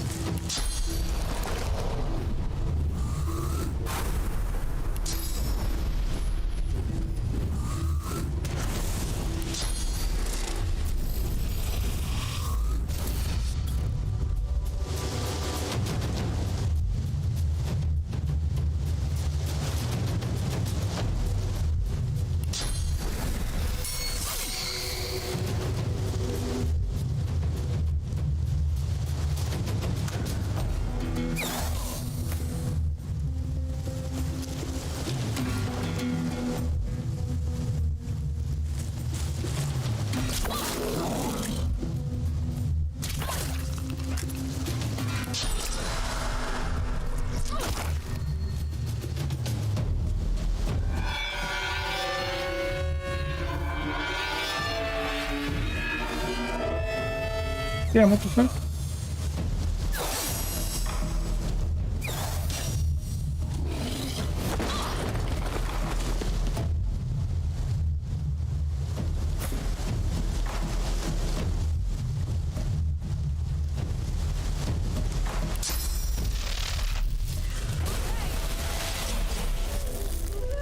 Nice.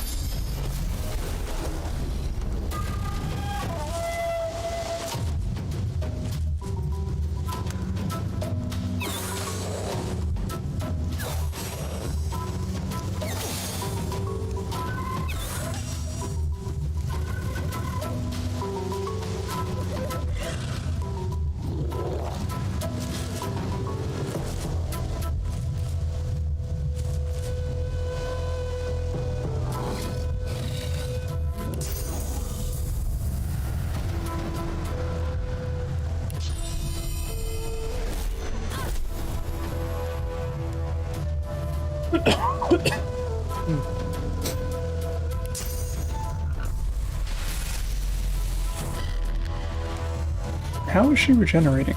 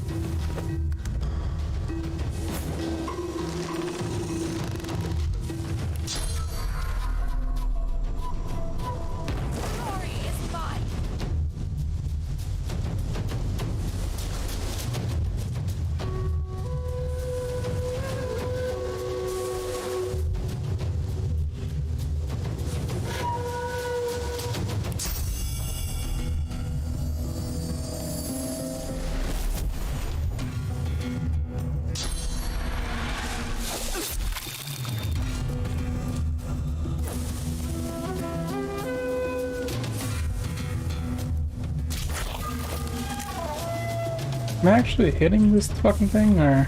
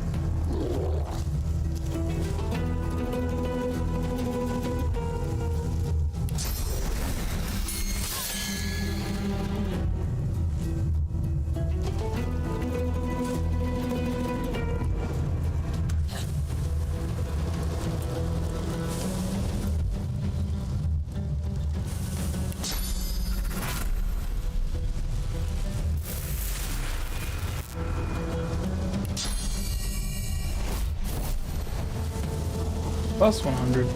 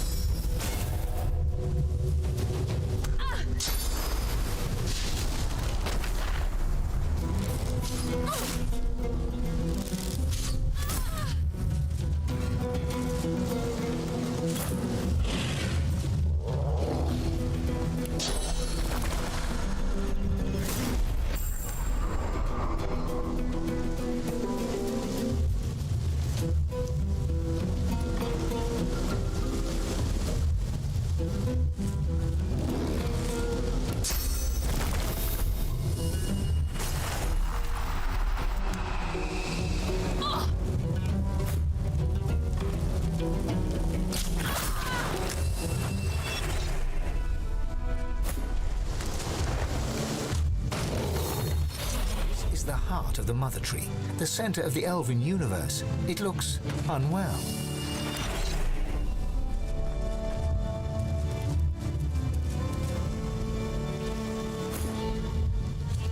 This is the heart of the Mother Tree.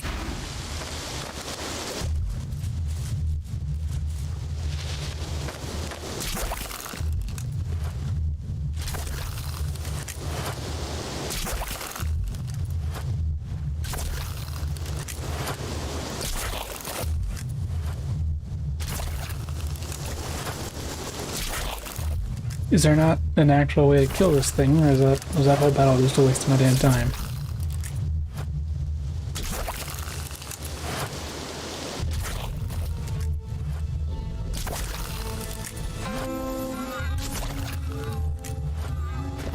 Fuck it then. There's no reason to have that battle then if we can actually kill the tree.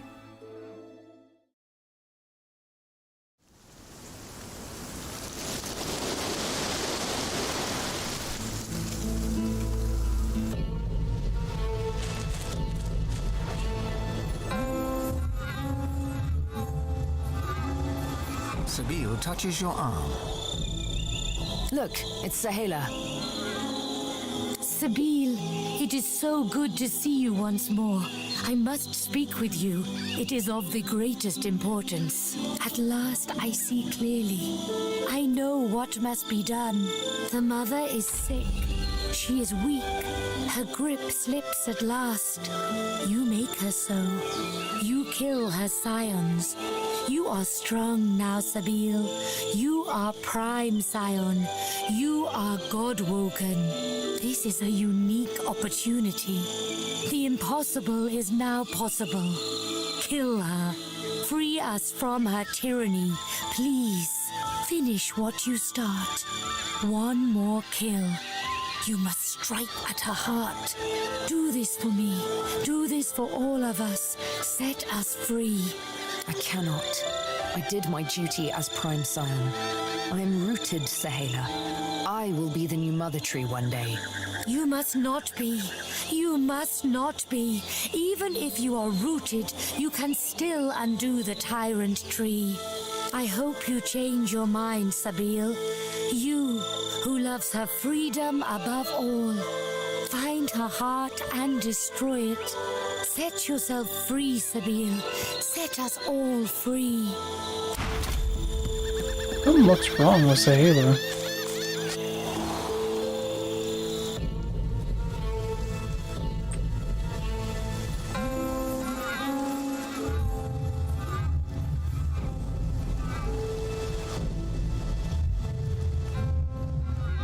I'm guessing after that conversation with Sahela, now I could actually kill the Mother Tree if I wanted to, but I don't know.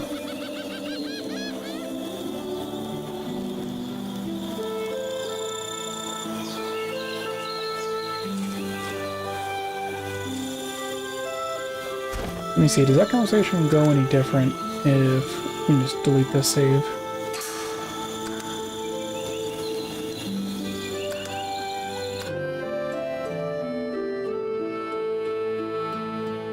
Because Sahela had like that dark cloud around her head and the confusion thing going on.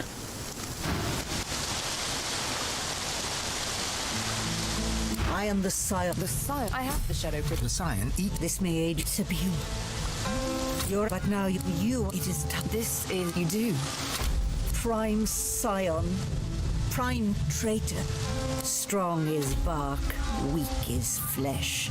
Even this dying heart will shred you.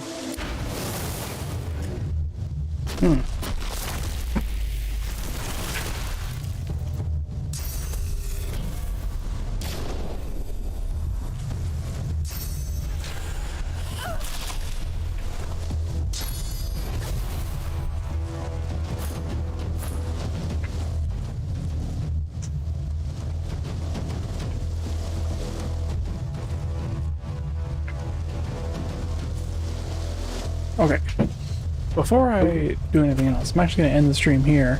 I'm going to go on my own and look up what happens when I make these decisions, because this is one of those things where it's a story game, and my decisions are meant to matter here, but the consequences of my actions, or even the intentions of my actions, are not entirely clear.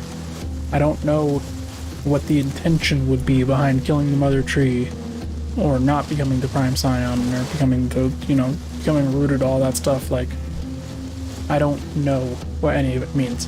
I think I'm definitely gonna have her become rooted still, because that gives her the extra things, but then afterwards, I might listen to Sahala and kill the Mother Tree, but I have to go look up what happens if I do that. So, we're going to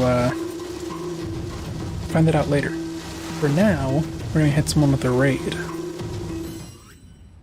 Despite the fact that literally no one is here listening to me talk right now, I'm pretty sure I know of a certain Twitch channel that ought to be live.